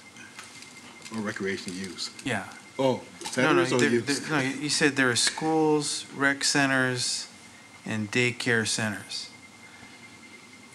So those definitions are not included in the state code or the state licensing guidelines, so they're up to local definition. Okay. I noticed that by looking at the map, that Marchbank Park is one of those areas. It has a little building that's a recreation center Yeah, if there. they have a physical recreation center located there, then we've included it. It includes all the large ones, the Bay Shore Community Center, the John Daly Community Center and Library, Lincoln, Westlake, Dolger, Gellert. So the large facilities are what we're using. Okay, so places like libraries, so do we have to secure the definitions of recreation centers when we do a resolution or an ordinance? So we can define it specifically, is that something you're? That's correct. Okay. It's locally defined, so. And I think it's also my understanding, and I'd want your city attorney to confirm this, that local governments also have the ability to establish buffer zones that are less than the state 600-foot requirement. We have examples of those in the state as well, where some communities have said 600 feet is too much. They've gone with 500, and they've also chosen not to include things like daycare centers at all in the buffer zones. And so you have those options as well. If you don't address those things and remain silent on them, then the state minimum goes into effect. Yeah. Which is 600. Okay. And so when we propose an ordinance, we can get very specific as to what it's excluded, and do we have model ordinances that state, okay. So there are model ordinances out there. Also, as it's been stated, it's really the city of Pacifica who actually allows it right now. But there are other jurisdictions that regulate different aspects of the industry. So there's definitely ordinances out there where you have to expressly enumerate exactly what we want if we decide to regulate it. Okay. So I think for me, my issue is more so of so I understand the voters have passed it, and I think it's something that we should honor and implement, but my concern is the impact it will be having on neighborhoods and urban blight. So, and I am also very interested in the issue of public safety and the safe zones, and I think that's all very good.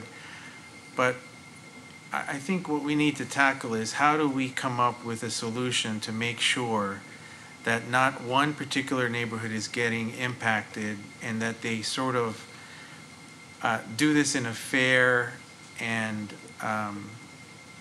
justified manner, so that if it's available, we're not putting the burden on one neighborhood over another. So I know we talked about last time about maybe even going on a tour of one of these places. I'm very interested in that, because I'd like to see firsthand what, so my history, what I've seen so far is that these places are sort of very modernized now. They are, they appear to be very nice, actually, and so I'd like to see how the business model is set up, and is it acceptable in Daly City? And is I don't know, in your experience with our city and what you've studied, is there a particular dispensary that you would suggest is something we should look at as an example of what could fit in Daly City? There are a number of them in my own county, in Sonoma County. That's a little far for you to travel to. So if you do, as a council, want to set up tours, I think most appropriately for you, that would be a dispensary or a retail sales location, a manufacturer, and perhaps a testing lab. I don't think you're moving forward with the cultivation side of things. We don't have any land. Right, right. Or any sun. we would want to find closer examples of those for you to visit, and we'd be happy to do that. Great. And my other question is, so I look at it like what we have a process to get a liquor license for someone who wants one, right? So they have to pay a lot of money to get the license in the first place. They have to do a background check. And is that the sort of model that you envision happening here? It's very similar to other industries that have some kind of a controlled substance. Okay. I think the liquor industry is one example. There are other licensing requirements for pharmacies and so forth that have to be obtained. I think right now, the licensing standards and review process for the cannabis industry is really rigorous, and probably deservedly so as the industry starts out. I think over time, that's going to migrate to a much more acceptable and simplified process. That's my professional opinion based on the way I see it heading in the future. I think it's appropriate with what we have now to do the really detailed background, criminal checks, financial checks. Is there an business interview experience. process? You certainly can incorporate those. In fact, we just assisted the city of Santa Ana with their interview process this past Saturday, which was a merit-based selection process. Oh, I see. Okay. And what about the issue of monitoring their compliance and if they are, I don't know, who has the responsibility of monitoring these establishments? We do.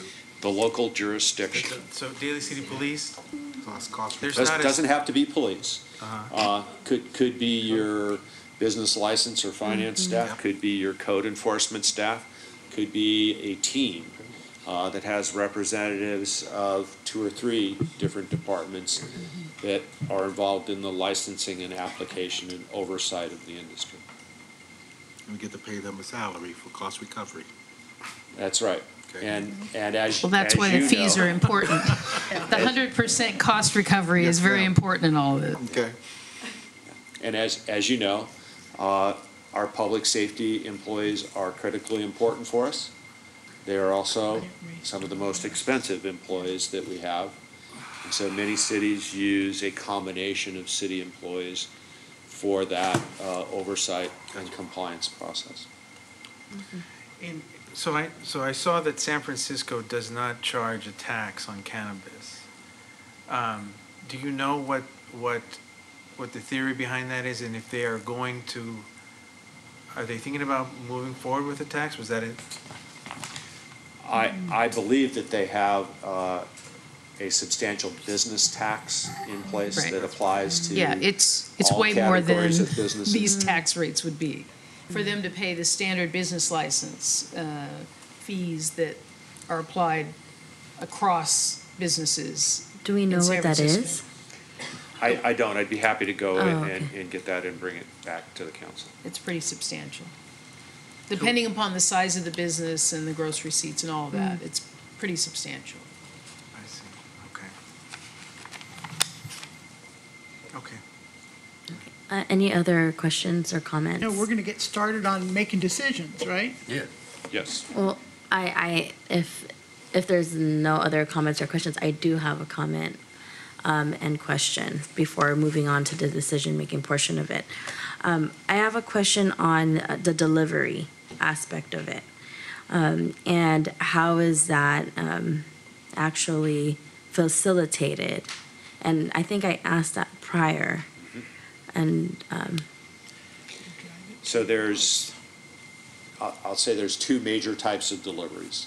Deliveries that originate from outside of Daly City and come into Daly City to deliver the product. The second type would be a business that is located in the city and allowed to deliver to residents within the city.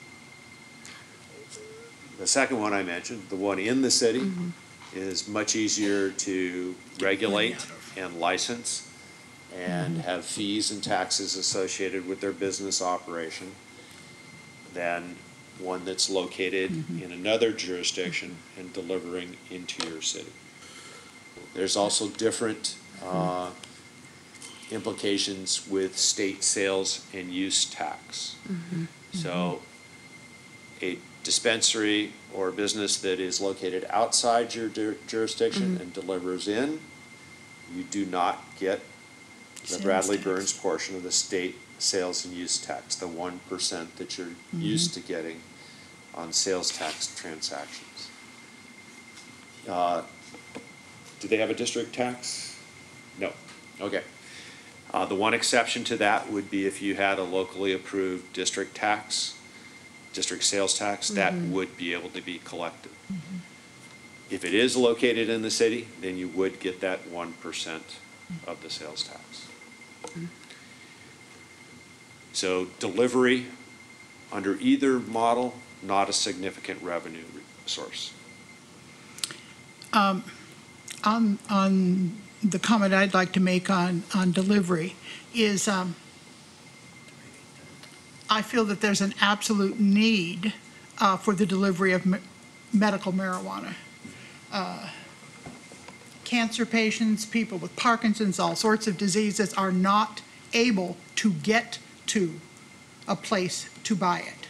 And so, very much so, and I'd like to see hours like 9 a.m. to 9 p.m. kind of a thing. None of this middle of the night stuff, but when people are up and awake, you know. And so I definitely want to see the delivery of medical marijuana legalized here.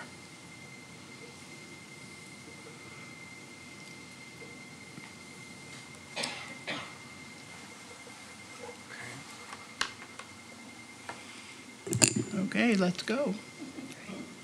Ready? Facilitate the decision-making process. Okay, Yeah, here we go. Let's get started. If I may, Madam Mayor, would it be appropriate now to hear comments if we have any cards before we go through the decision, or do we go through the decision-making? I'm just inquiring. What do you think is Doesn't look like appropriate? there are any If there are any cards. Let's make some sausage. Number 13? Yeah. Okay, That's it. sure. We'll take the public comment. Okay. We have one make card. a motion to open this. It's not, oh, is it? Go ahead. No need? It's just not a public comment. hearing, Okay. yeah. Yeah, just one. Okay, so may we have Mr. Ken Alstott, please? Thank you. Council, Martel, opportunity to travel many, many miles here today and didn't realize you were retiring, so congratulations. I worked with Ms. Martel, manager of the Cow Palace, before I retired 3 years ago. So, one aspect that I didn't hear discussed here tonight that I'm standing here to speak for you for a client of mine is that you have, under a special law that's taken place now where the Prop 215 medical marijuana shows end January the 8th, 2019, and as of January 9th, 2019, these shows, recreational shows, can only be allowed now at district agricultural associations or county fairs, I believe is the other entity. And so we'd like you to also consider. I can't really hear you. I'm sorry? You need to speak up a little bit. Okay. So there's another aspect to this that my client has asked for the council to be aware of, is that January the 9th, 2019, the new shows are considered recreational shows. Those stipulations are 21 What and up. shows? At the Cow Palace. Medical Marijuana. cannabis shows, yes. And so part of those restrictions are that they can only be done at district ag associations or county fairgrounds. And so Daly City is kind of unique because you have a district agriculture association, also known as the Cow Palace. And so my client would just like to be aware that he has the potential to do those shows, probably 3 or 4 a year. Where the city would gain revenue from that would be from your hotel tax, which you have a TOT increase here tonight, your gas, your food, and those other type of sources that come from that. So we'd just like to throw that out there so that the council can be aware of it. Thank you. But the Cow Palace isn't in Daly City. It's owned by the state. It's 3 entities that Cal Palace owns, but its physical location is part of Daly City as well. It's surrounded by us. So I think the important point that's being made about this particular issue, and thank you for raising it, is that these medical marijuana events can be allowed by permit by the city. However, correct me if I'm wrong, because in reviewing the legislation you sent me, it did not clarify whether or not local taxes or fees would be imposed on those events. And if it happens at a state event, when the state collects fees, we don't get a portion of that. So, Yes, I'm not aware whether you would or would not. yeah, it wasn't clear in the law that I read that if we impose any local fees or taxes as a result of the discussion tonight and you proceed with the implementing, whether or not those would impact those kinds of events that are being held on state property in an agricultural district.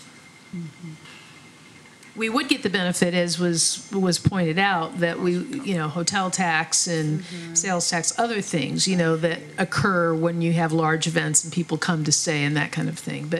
But for the sales of that medical cannabis, it's not clear whether or not we would benefit tax-wise from that, or any fees. Thank you. Thank you very much. Ready? Let's do it. Okay. So back to the decision matrix. This is the starting place for the council to give direction on the various types of industries that they're interested in moving forward with. So if you'd like, let's start with we'll move from left to right across the top. And the first one is delivery. There was, in our community forums, support for delivery, particularly for medicinal products. And so I'll turn it back to the council and let you have some dialogue and discussion and direction. Okay, so the table is delivery at this point. If there's any comments, and then I think we could just deliberate. I would make a recommendation that we allow delivery from any location within Daly City for medical use. So I'm open for both. I'm open to delivery for both, for recreational and medical. Okay. Go ahead, Mike. Me too, both. Okay, and Judith? I'm going to think about it for a minute. Okay. Well, I feel that because it passed and everything, that I would go for both medical and recreational. So. I also wanted to add the reason why I'm against recreational, because as Madam Christensen alluded to earlier, the times of delivery, we have to identify that, because if somebody just wants to smoke some marijuana and it's 11 o'clock at night and just for recreational, then they call their friends over at midnight. I think we need to limit it, but if we can come up with further specification limiting the times for recreational, then I'd be willing to change my mind and go both. Okay. So it seems like there is a consensus on both.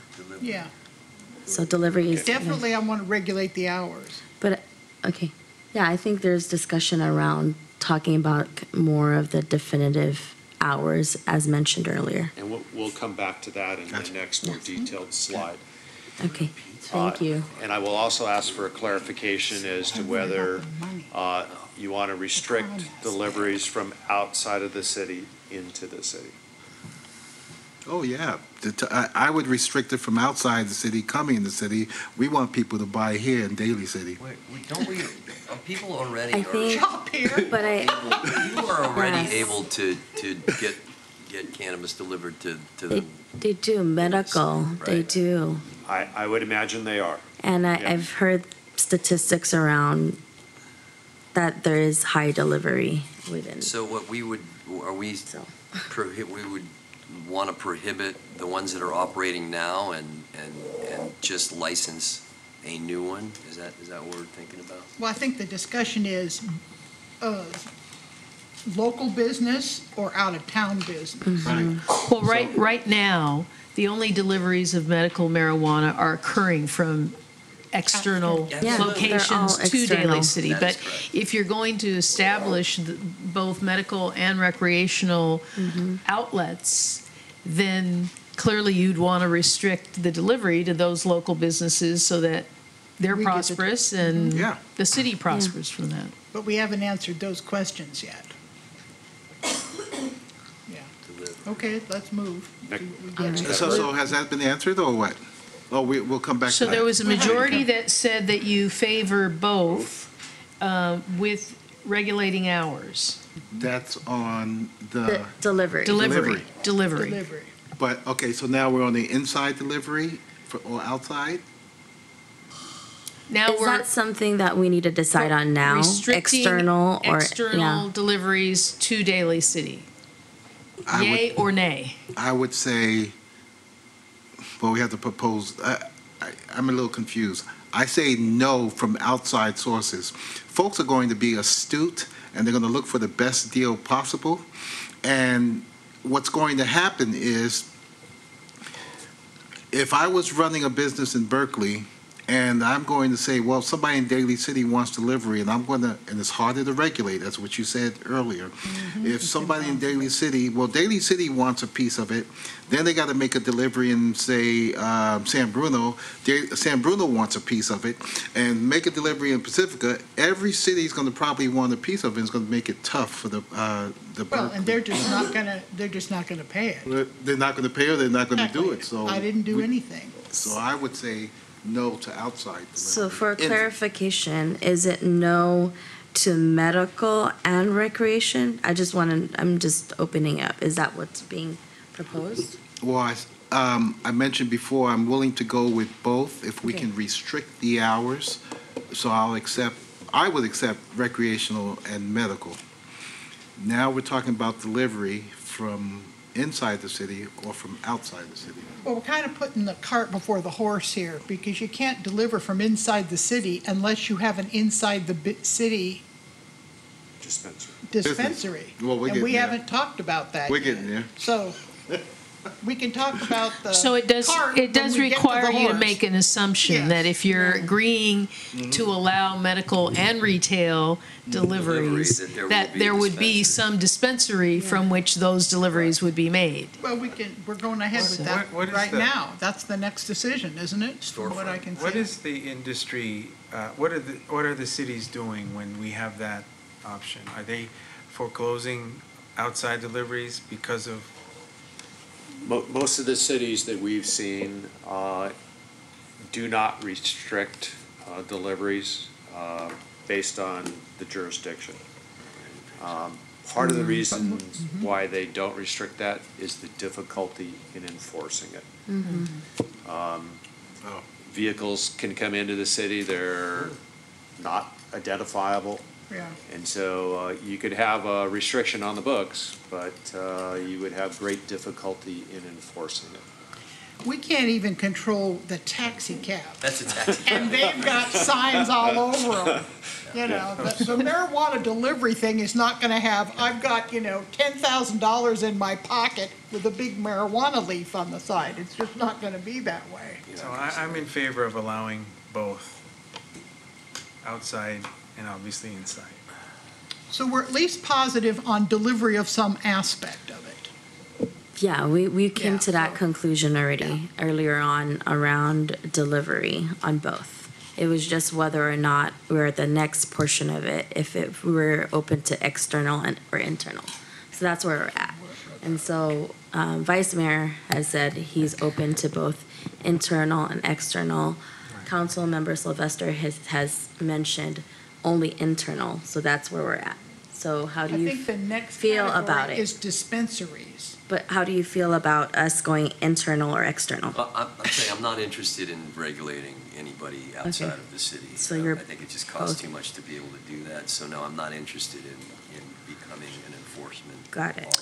So, Okay. question, Jeff, if cities don't restrict external deliveries, from your experience to date, how does that, if at all, impact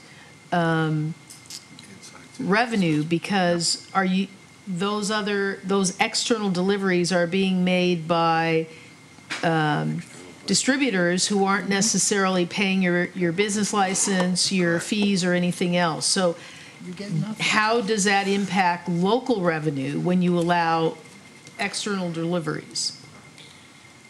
Too early to tell is the best answer I can give you to date. And you're not going to know even if, Yeah, we're 6 months into this regulatory scheme, and we just don't have good data yet on what the impacts of the various licensing structures will be. You could require those who deliver from outside the city into the city to have a delivery permit for a modest fee. yeah, small business license. And then at least you would $100. have some record of who's coming into your city. And you could ask them to observe hours of delivery Okay. through that mechanism. I think like that. Makes sense. That's a way to handle. So Our I'm direction. going by the body language. So, yeah. that- So that there externally seems is to be a good. majority Yeah. for both external and internal delivery. With a mechanism. With a mechanism to limit the hours. Yes. Okay.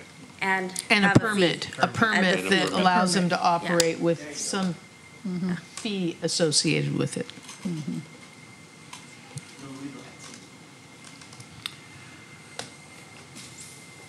Okay, moving on to Okay. dispensary. So, same questions. Once again, we had, I think, pretty strong community support. A number of those community members were actually interested in opening local businesses that attended our meetings. There was support for both medical and recreational during those meetings.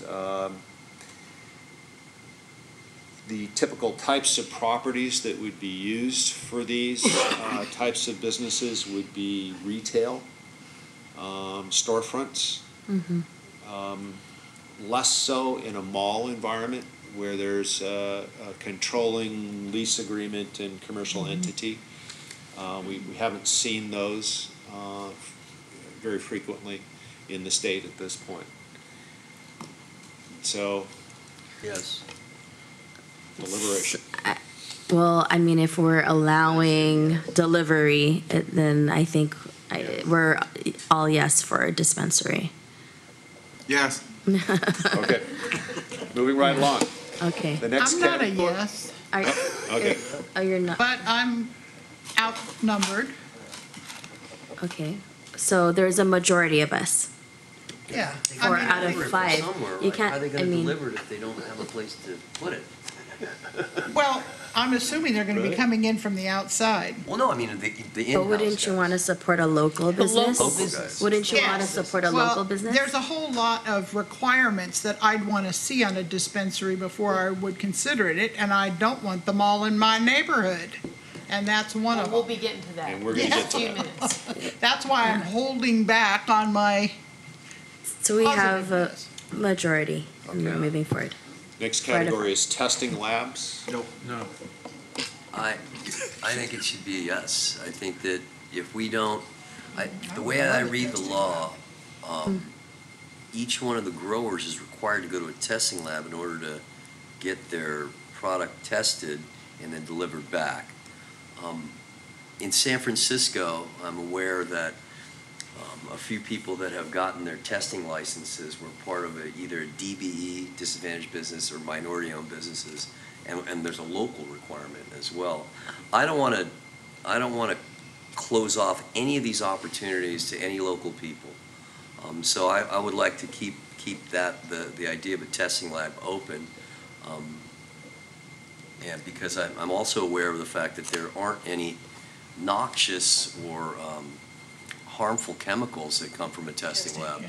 It's just testing the green leafy matter and getting it in and out of a room. So I don't think that there's a public safety hazard. I don't think that, in fact, most of those labs are close to the public. In fact, there's no real, Yeah. I mean, it's basically a warehouse, and you go inside and you drop off product and pick up product. So I don't think that, I don't have a problem with a testing lab. And again, I don't want to foreclose another business opportunity to our local people. Yeah, I would support a testing lab. It looks to me like employment opportunity. I'm concerned about a testing lab because part of this proposition also deals with that folks have the right to grow 6 plants in their home. And what's to prevent them if law enforcement should see this in plain view, and if they have more than 6 plants and they say, oh, well, we're just a testing lab. And it could be right next door to your residence. Not a testing lab. They could say that. No, a We don't know testing what lab folks would say. is an official business. Yeah, They've got chemists in there and, equipment. So That's Councilmember ex-hippie out there Sylvester is token still up. talking, and so let him finish, and then you can Thank- have your comment. That would be my concern, not unless you can go into further detail as to a testing lab. I'm hearing it could be a warehouse, it could be nondescript, and if we No signage. have some sort of guarantee that it would look nondescript and not be in a residence, then I'd be inclined to change my mind on a testing lab. Can you provide us with information around, like, the testing labs that are, that you've yes, seen and are around kind of our area? I'd be happy to. So these are very similar to a medical testing Okay. lab Yeah. facility. They have machinery, glassware, sampling devices. White jackets. White clothes, gloves, eye protection, Yeah. ventilation systems. You can use your zoning requirements to restrict where they can be located so that they cannot be located in residential zones. I vote yes. Okay. I think I'm okay with it. Yeah, so everyone said yes, it's unanimous. Thank you. Thank you. Moving on to manufacturing. This is a different one because we need land for this, right? Yes and no. Okay. It depends on the scale of manufacturing. There are many examples of what I'd call home-based manufacturers who don't extract the oils and THC and the essence from the plants themselves. They buy it from another manufacturer, and instead they use those to make edible products. Okay, and that can be done in a few hundred square feet. Like a bakery. Like a bakery or a candy manufacturer, that type of an environment. You may, and many cities do, restrict that type of activity to a light industrial or manufacturing zone. It may or may not be appropriate in a residential zone with a business license requirement. That's a locally based decision. Okay. I'm okay with manufacturing. Yeah, I can see some nice little boutique manufacturing Okay, so things you're here. okay with with some- manufacturing? I'm good. Brownies. Councilmember Sylvester? Oh, I make a mean brownie. I'll go for manufacturing, but we specify no residential manufacturing whatsoever. Residential. No. Except for self-use, Well, with I the don't get 6 it. plants. But Hey, that's you can make your own personal. brownies. That's not Oh, yeah, but, manufacturing. okay, Not for sale. okay, gotcha. Yeah, not for sale. Okay, so I think it's a yes for manufacturing. So indoor cultivation.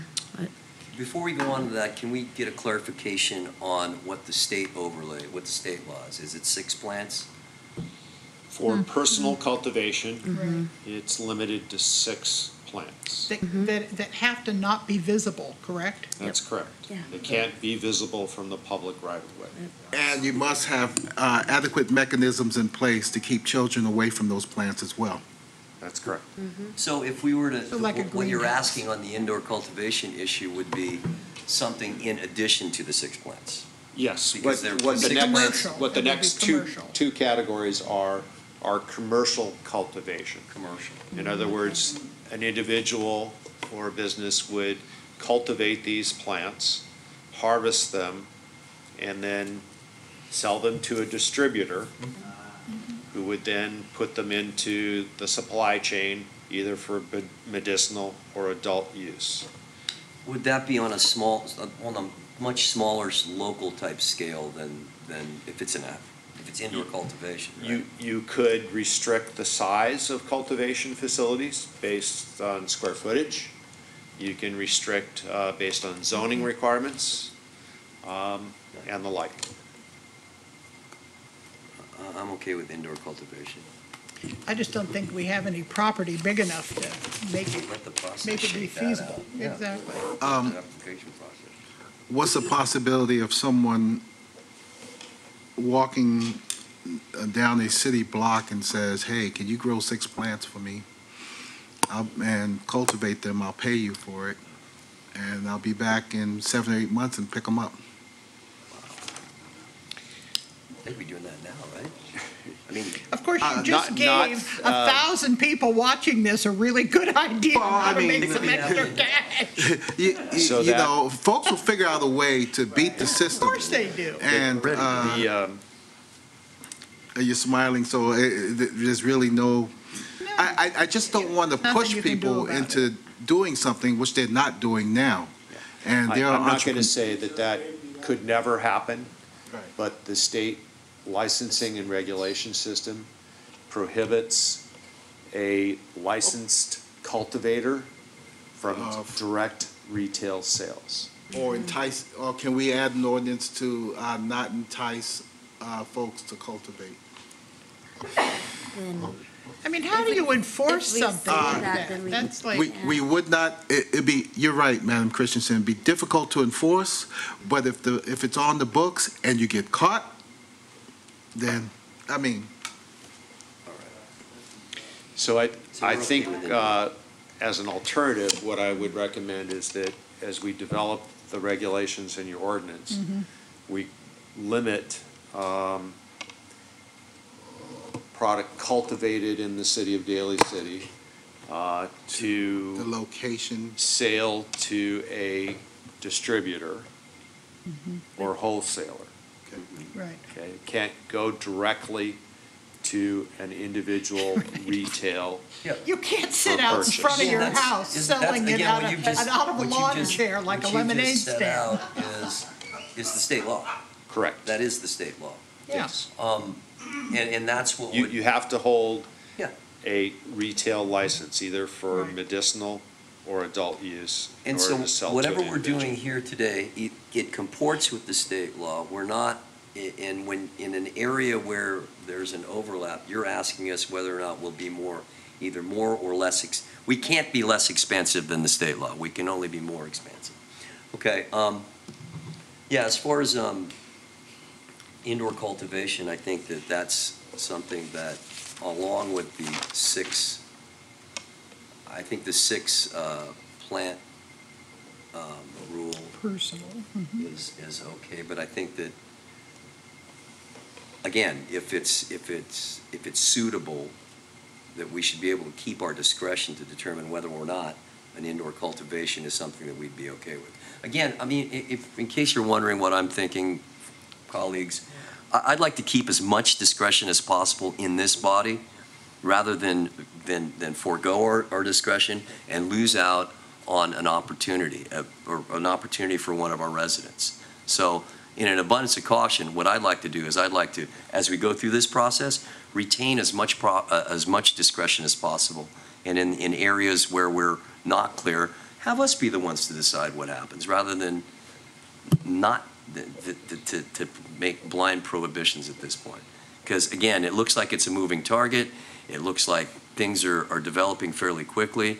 And I would like to be of the mind to have the most, rather than the least amount of freedom as it relates to a decision in this regard. So that's why I'm not outright looking for prohibitions on everything.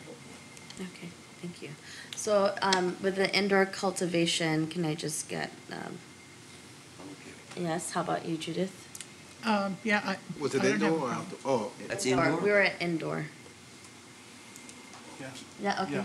So, Councilmember I don't think it's Sylvester? very likely that it would happen here. Again, but keep in mind, we have Maybe power. somebody's got some sun someplace. is this indoor over 6 This plants? indoor.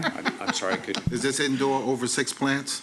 yes. Yes. Yeah, Yeah, 'cause it's, this is it's a commercial, it's business, not personal. not your individual. We can't restrict the No. individual cultivation. That's Gotcha. permitted under state law. Oh, I just wanted to confirm, we're talking about indoor in excess of 6 plants, yes. Okay. Yeah, we're talking about commercial and businesses, so it's a yes. And now outdoor cultivation, I think that's the one where we're at. But, Again, you know, and to be consistent, I mean, I don't know where land will develop. I don't know what kind of an outdoor cultivation we would okay, whether it's a greenhouse on somebody's property or whether it's, you know, something that's unobtrusive. Again, to sit here and blindly prohibit it, I'm not going to do that. I would like to be able to retain, again, the discretion to be able to say, all right, what is your idea? What do you want to do? And then be able to say no at that point, and rather than saying no at this juncture. So I would like to keep open the idea of outdoor cultivation, just as just to keep that discretion. well, I think the question I have is in regards to the analysis and all the other jurisdictions that are around us or within California. I mean, what has been kind of the outdoor cultivation landscape? So there's a wide variety of responses to outdoor cultivation. I think most of those are aligned with the urban versus rural characters of the communities. And so most urban or suburban communities have chosen to ban outdoor cultivation, including personal cultivation. A few have allowed outdoor in greenhouses, personal cultivation in enclosed greenhouses. Where you see commercial outdoor cultivation permitted is where they have agricultural land use, where there's significant separation from adjacent residential properties. Because there are odor issues, particularly when it is during harvest time. What was, Go ahead. what was the community's response to outdoor? In general, unless they were aligned with the industry, there were concerns about outdoor cultivation. Didn't feel that there was land use and enough separation from residential areas in the community for it to be appropriate here. Yeah, I'm definitely against the outdoor cultivation because of those reasons you just stated, is too close to houses and stuff, but also when you're in a really tight area, it's really hard to police the borders of your, you know, if you've got an acre of land on each side that's nothing, it's easy to see who's coming in and who's going out. But I'm just thinking of our police department running around in the middle of the night because someone's running around pulling somebody's plants out of the ground. You know, the week during harvest week, and they can tell when harvest week is because they can smell it. Well, yeah. Well, I think for me is more around kind of how it's you can't really isolate the smell, and I know that community members have that concern.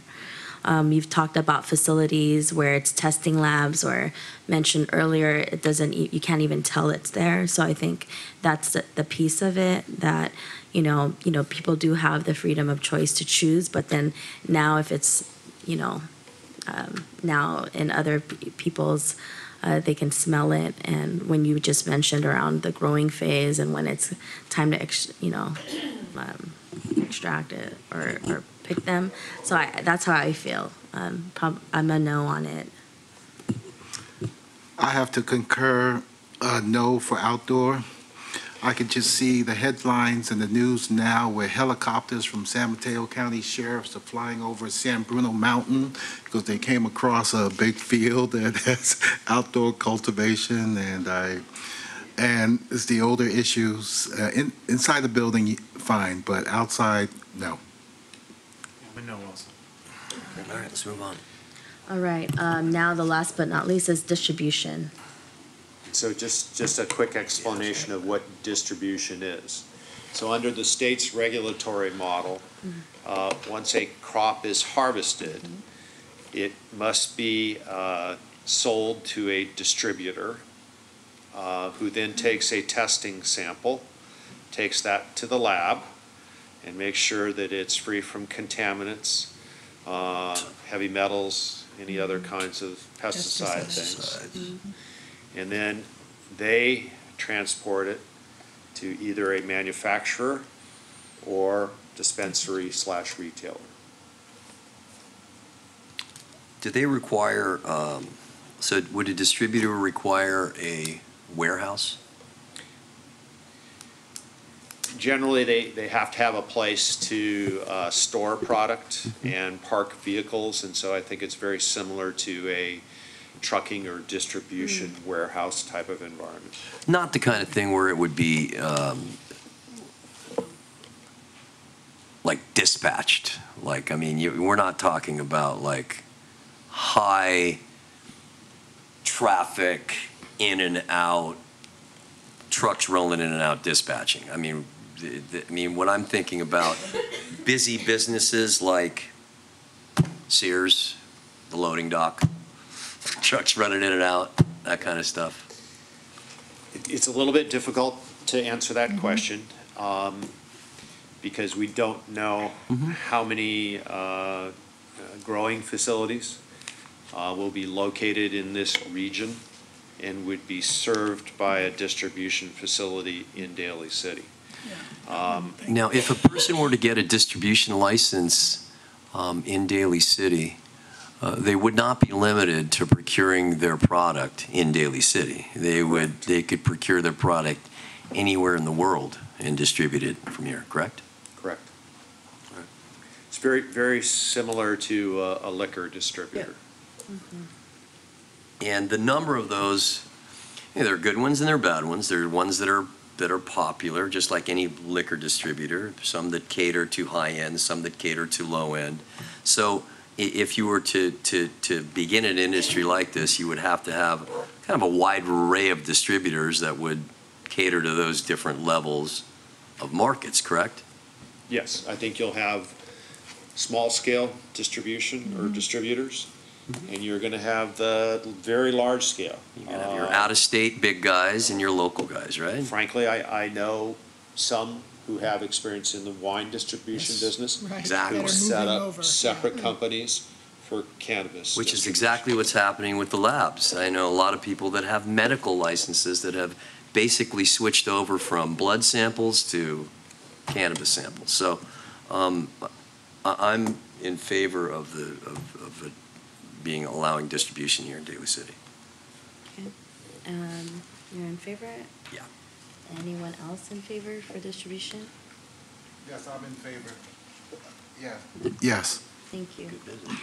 What was the community's response to distribution? Didn't have a lot of concerns come back from the community meetings, as I recall. I don't know whether the city manager remembers any concerns being voiced either. Okay, I'm in favor. So I think we're all good with distribution. I think one factor, well, we're moving on to this. Go ahead. I was You wanna going go to back? talk about, no, I was going to talk about how having a preference if, supporting local business or residents, I think is something important. So I heard that a number of times as we discussed the various licensing categories, was a concern that local residents, local businesses have an opportunity to establish themselves in these industries. And we'll talk a little bit later about some of the ways that can be incorporated in an application or a merit-based selection process. So I think what we heard was a majority in support of delivery from both businesses located within the city and from outside the city, provided that there's a requirement for a permit to deliver within the city of Daly City, and that there is a restriction on the times that deliveries can be made in the city. Okay. There was also a majority in support of dispensaries for both adult and medical cannabis products. There was also support for testing labs. Those don't have a differentiation between medical and adult use. They test all products. There was also support for manufacturing, provided that it is not allowed in residentially zoned areas of the city. There was support for indoor cultivation of both adult and medicinal cannabis. And there was not support for outdoor cultivation. And there was unanimous support for distribution. Okay? All right. I think we've got those, all right? Now, get to the details. Now to the details. And this looks complicated, but I think as we get into it, we're going to find some common themes that's going to make it a little bit easier, hopefully. So the first question is, do we want to limit the number of businesses? And that could be yes for one category and no for another. Or yes for all, or no for all. So an example, I think Councilmember Christensen mentioned a concern about over-concentration in one area of the city versus another. And so it is possible to limit the number of businesses. Let's use dispensaries as an example. Good idea. You could also say that, for example, you're going to see my lack of knowledge about the names of the areas in the city, but you could say you would allow one dispensary in the Bay Shore area. You could allow another in the area west of the freeway, and a third in the original area of the city. Did I get that right? Or close enough? And further south in Saramonte. Or those kinds of examples. So you could use a combination of a numerical limit and a geographic requirement. And so you could say you could have one in each one of those areas, but not more than one. And so you'd have a limit of 3 or 4 in total.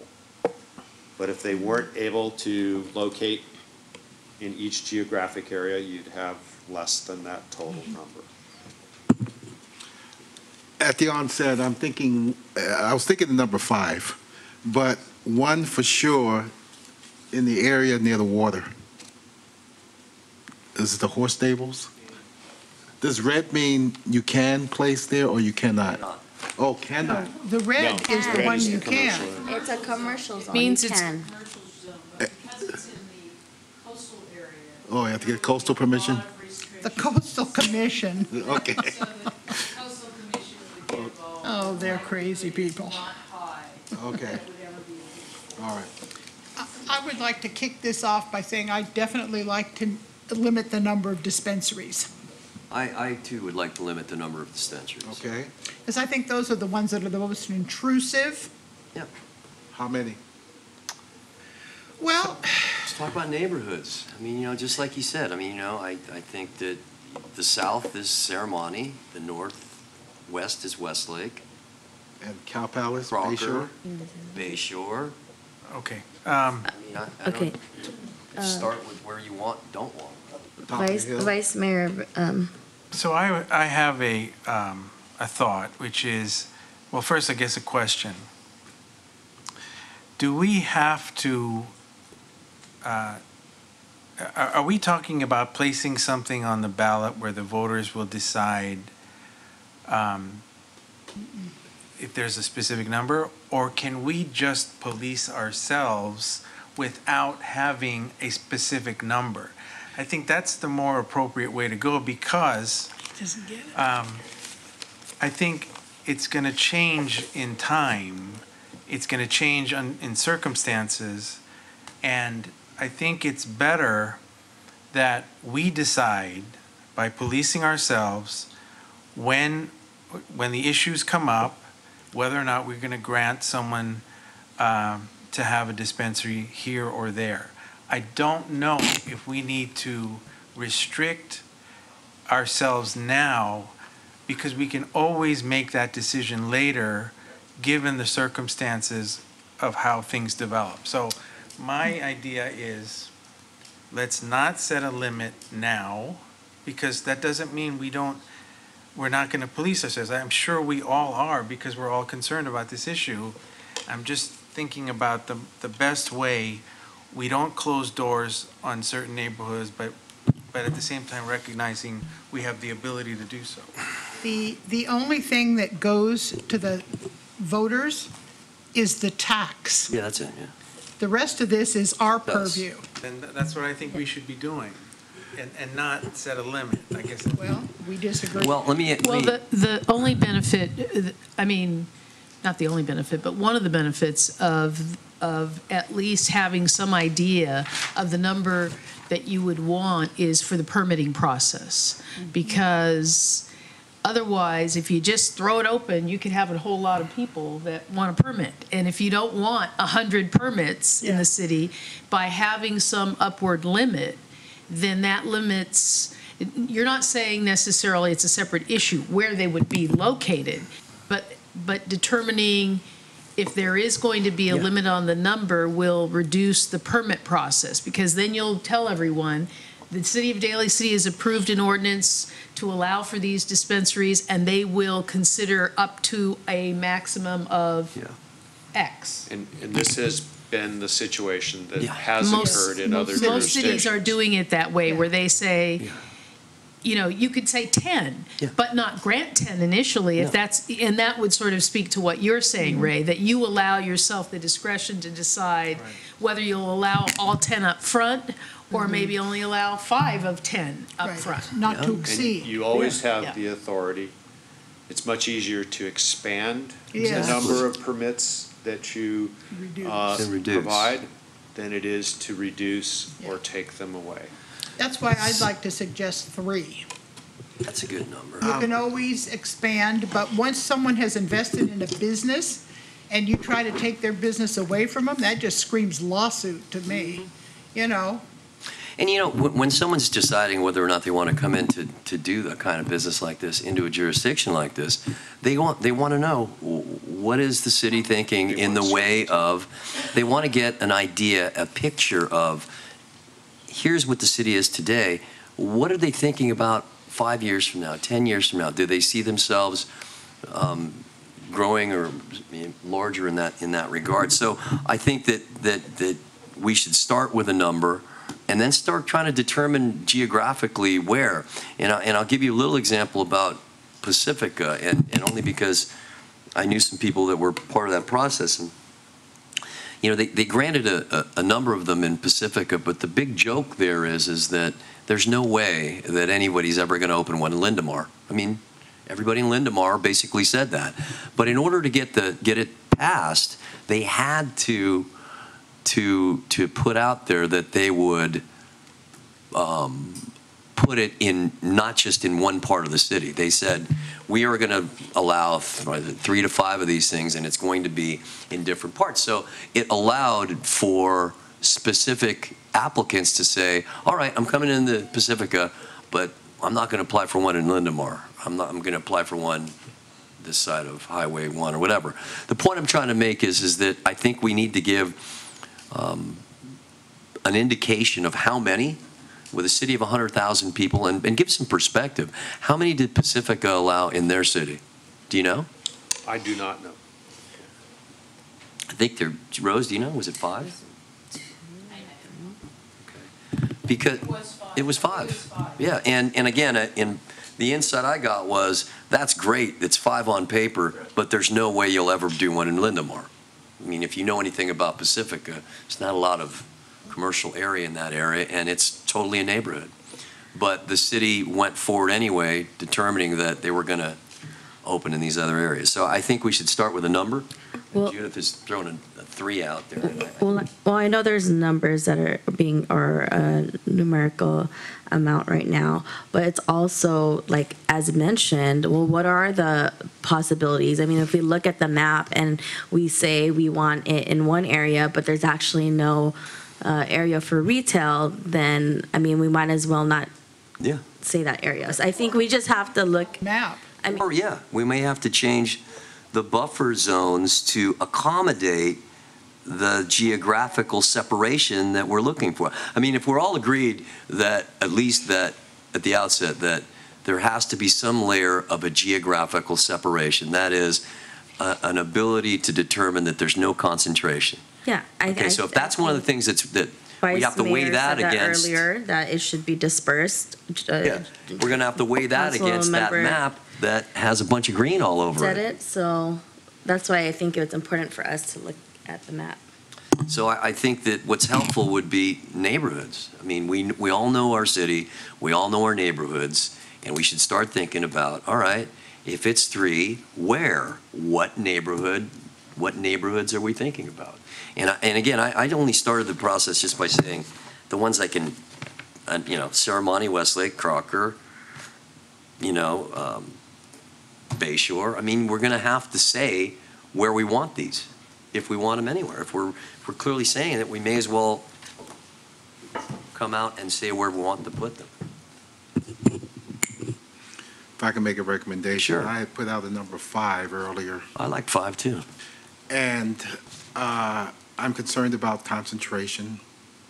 And I'm just wondering if we can also add in that no 2 locations shall be within 1 mile of each other.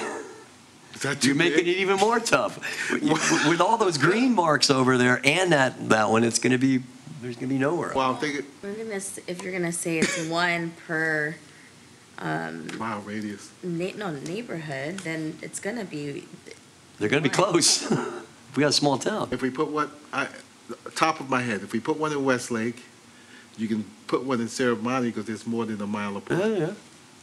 And you can put one in the Bayshore, it's more than a mile apart from either the. And then one in the far east side in my neighborhood, one in Crocker. One top of the hill, I don't know, still a mile apart. See, but Mission Street looks like you're really constricted with Mission Street. You're either going to have to make a carve out a niche, because it's totally green as far as I can see. And the area further down at the corner, that's not Serramonte. Well, if we knew what those streets were. What is that? That's a plaza, right? What is that? There's one, it looks like on Juniper Serra, right about a little south of Duggins. Doesn't that little tiny smoochy red up there, isn't that? yeah. You can see Marchbank as a triangle, yeah. Yeah, I'm not That sure must be what that was. Pacific That's gotta Plaza be on area. Juniper Yeah, Serra. could Or it might be on potentially the, be the development Plaza. site. Yeah. Or it could be, you know, where the building NEM's acquired. What's the triangular Put it next to the area Jaguar further down? dealership. Here? All the way down. This is Yeah. a storage facility. Ah. This is public storage. Oh, that's a Uh-huh. good place for it. Yeah. So, you know, we have Ceremony Shopping Center and Westlake Shopping Center, and I think it was mentioned before that it's probably unlikely that the landlords there would entertain a lease for such a business. So the other thing we have to think about here is a landlord's willingness to lease the space or whether the space is even available. So even if it's red, it doesn't mean it's available for what's that one that your arrow just went Here? by? Yeah, what's that? This is Skyline Plaza, so Oh, yeah. without the bank and church buffer zone, this That's could be a doable. potential location. If we layer on the banks and the churches, it was eliminated. Where's St. Francis Square? St. Francis Square is, let's see, I'm sorry. I think it's right here, so a portion of it. And one Again, thing that we may does- want to think about is it parcel to parcel, door to door? You have situations like in a shopping center where the buildings are interior to the site, but the parcel, you know, is much bigger. So are we looking at distance from the parcel or distance from the door to the business? So that's another consideration. Let's go with a number. Why don't you put the other map up so they can see that?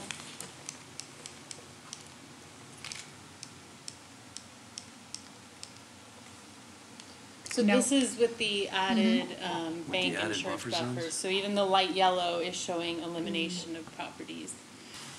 And again, I know there, Councilmember Sylvester had suggested a 1,000-foot buffer. Obviously, that would shrink up the available Yeah, spaces as well. Yeah, Glenn, I know what you were doing. I know where you're going with that thought and the increasing the things, but I think we're going to have to weigh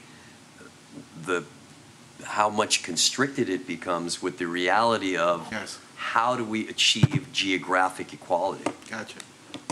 And I think if we determine the geographic equality is our number one criteria, then we're going to have to draw on that map to accommodate where we want to put them, and we're gonna have to be specific. And that's the way I see it. What are those little red things down south of the Serramonte Shopping Center and to the east of the freeway? Oh, I'm sorry. South of Serramonte, east of the freeway, down a little bit. That's down Geller a little bit, Marketplace. and those little tiny ones Oh, right these there. are two gas stations that That are is, at the front of Crown Colony. Is it, that's, Oh, Yeah, okay. is that the 7-Eleven on the way And- up to get up? And this is The Kaiser. Kaiser. Which, Yeah. maybe It's this not little. really commercial. It's I a know. medical facility. They don't even let you They'll do smoke testing. cigarettes So there. again, you know, we just looked Yeah. at commercial zoning. We didn't add any filters to that. So like, for example, this commercial piece here, that's another storage facility. So some Right, of that's these when you just come over the top of the aren't- mountain there. I mean, we could refine this map further. Now that we know that there's some interest in allowing for these businesses, we can certainly look at adding different need to. considerations to the commercial zones. Yeah. Another thing to think about is some of these areas are planned developments, so they don't have the open zoning like commercial does. So that if we were to amend our ordinances to allow it in commercial zones, then we would technically have to go in and open up the planned development zones as well. So that's just another consideration. Well, if we went in the direction of having 5 and then moving forward, identifying, you know, what you mentioned around like sites, and then maybe that's how we can kind of figure out zoning for moving forward. Well, Yeah, and- I mean, that's one of the things we And would then look there's- at. yeah. But what I would point out is, I don't think there are 5 sites on there. I don't think there's one available I don't in even think Westlake. there's And 3 that's- on there. And that's why we're what I alluded to earlier with Glenn, and that was, if we were to give you a charge, and that would be to go, all right, find us 5 places that are equidistant or that are geographically spread out and gave you the freedom to be able to actually, I mean, if it's a 600 thing and you need 100 here or 200 there or something where it's like, all right, you're not like throwing it all out and you're going, I'm trying to accommodate this geographic equality thing. Do you think that's something that if we were to throw that in your lap that you could do? Well, it's a challenge, certainly. We can look at that. I'm not aware of how we move outside of the state mandated buffers, so we could explore that as well. That's why, yeah. And in some cases, we may have to reduce that. The question, I think, for neighborhood equity would be, just so that we could get one in Serramonte, we allow it 200 feet from the school, but we don't have that same, lax regulation in another neighborhood. That's what I'm talking about. To achieve the equality part, that's what I would be willing to. Well, when you look at that map, you've got shopping centers, storage facilities, you've got the Cow Palace, you've got the riding stables, you've got Kaiser. I mean, I don't think you could find 3 places there where the people who own the property would allow it. I don't see anything up there, do you? No. What's up on, is that Hillside? There's a little one right there. What's that? That's Hillside, right? Yeah, this is Hillside. Mormon Church. Hillside. And this Oh, yeah. is Mission. That's the Mormon so Church? That's probably. Is that Brunswick? No, that Is that, maybe is Mission that Plaza. Hillside in Brunswick? Or is that the lot on the corner of Hillside 88? No, our triangle? No, that's the one across. Yeah, That's Mission right there. Plaza is probably around here. This might be that auto body shop. Oh, yeah, the that's auto on- body yeah. on Hillside. Yeah. That Yeah. is it. It's That's shaped that right. way. Oh, it's surely got to be covered by the school. There's a Catholic school right there. Oh, that's further down, I think. That's the auto body shop that's on No, Hillside yeah, further this down. is where the former City Toyota repair shop, Yeah, I yeah. think, is. Yeah, the repair shop, further down on Hillside, yeah. So That's what the I'm Mormon guessing it place is, is because up I know that commercial goes out And to Hillside. And there The is church something Latter-day across the Saints is street right from there that, as that's well, also right across the commercial. street from Also, it. so, Right, yeah, so- glass. That triangular or spot something Yeah. like that. across the street from that big. So Yeah. one thing the council may want to consider is, or a question you may want to address is, do you want to incorporate the bank and church buffer zones? This is the map that shows those included. That's the map that shows them, is without them. If I can make a suggestion, Glenn, it looks like we're running into some compaction problems here, and that I would request that we take a look at it without those additional buffer zones. I guess I don't understand why the bank and why the church. Other than maybe church people don't like people smoking dope? I mean, maybe that's it? I don't know. Glenn, it was your suggestion. Right. Convince me of something important here. Well, first of all, I feel that we should not be looking at this as a revenue opportunity, but basically what the people have voted for and want. The revenue comes as additional add-on. Given how much we have gone through this, and to Mr. Gangona's request, I'd be willing to take out the churches and the, I think it was, the banks. I thought, first of all, churches, people go to church and they don't want to come out of church and go a few feet and see people smoking pot. Or the banks, during the week, well, I'll just go to the bank, get some more money so I can go down to the store and go buy. I just wanted to prevent some of that. So I'm willing to take out the banks and the churches. We could say closed on Sunday. And also, Mr. Gangona, you bring up a good point, Saturday for some because faiths. I've always had a feeling that for businesses to come to Daly City, we want them to thrive and do our city well. So I'm willing to take out the 1,000-foot buffer as well. Great, good idea. Thanks, Glenn. I think that'll be helpful for staff's perspective. I just had to ask a question, though, when we did this. So can we reach a consensus yeah, on that? let's Madam get a Mayor, on number. Is it 5? 5 was on the table. how do people feel about 5? I know it was your suggestion, so you're I'm good. no on 5. No on 5. Vice Mayor? Well, before the vice mayor responds, I like the idea that as situation changes in our city, we as a council can increase that at any that's time very true. later on to accommodate. If we leave it as nothing, and we can, as Ms. Martell says, we'll have so many folks applying for permits, and in the absence of a particular number, somebody's going to say, well, what happened? I want to be part of that, and why can't I be a part of that? And I'm not looking forward to any litigation. Compromise. Yes. And then I also I want think. 3, you Okay, guys you want 5. 3, there's 5, but I think also, as mentioned, even if we put 5, We can. but there's no location, then it's gonna be lower than that. I mean, You can always increase, like you Let's said. aim for 4. How about that? Aim. Vice Mayor, you're the next. I'm good with 5. So you're not gonna give. Well, I'm also good with 4. I'm That doesn't with mean, 3. you know, so I want to see 3 I didn't want and any we limit, expand. remember? Yeah. Yeah. I mean, You might end up with 3. so yeah, let's go. because given the, yeah, Gives us the exactly. Well, you can always change it. You Okay. can, but I mean, given, if we were just looking at the Hey, landscape you right guys now. run the show. I still express my opinion. right. That's okay. 5. All right, Sounds so, good to me. okay, so majority Mike is for good with 5. 5 and 5. Good. What's Okay, next? then I also heard a desire for staff to develop some map alternatives Yes. showing geographic areas. Yes. Where this And in might those be places possible. where they deviated, from the buffer, they just tell us why, and we're justified.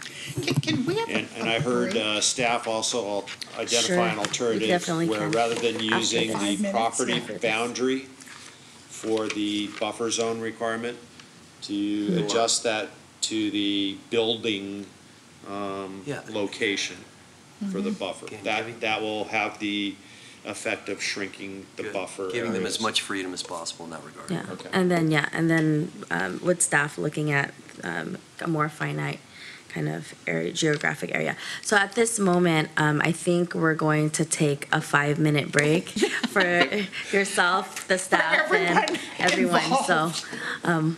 all right, thank you very much. We'll be back in 5. Appreciate it.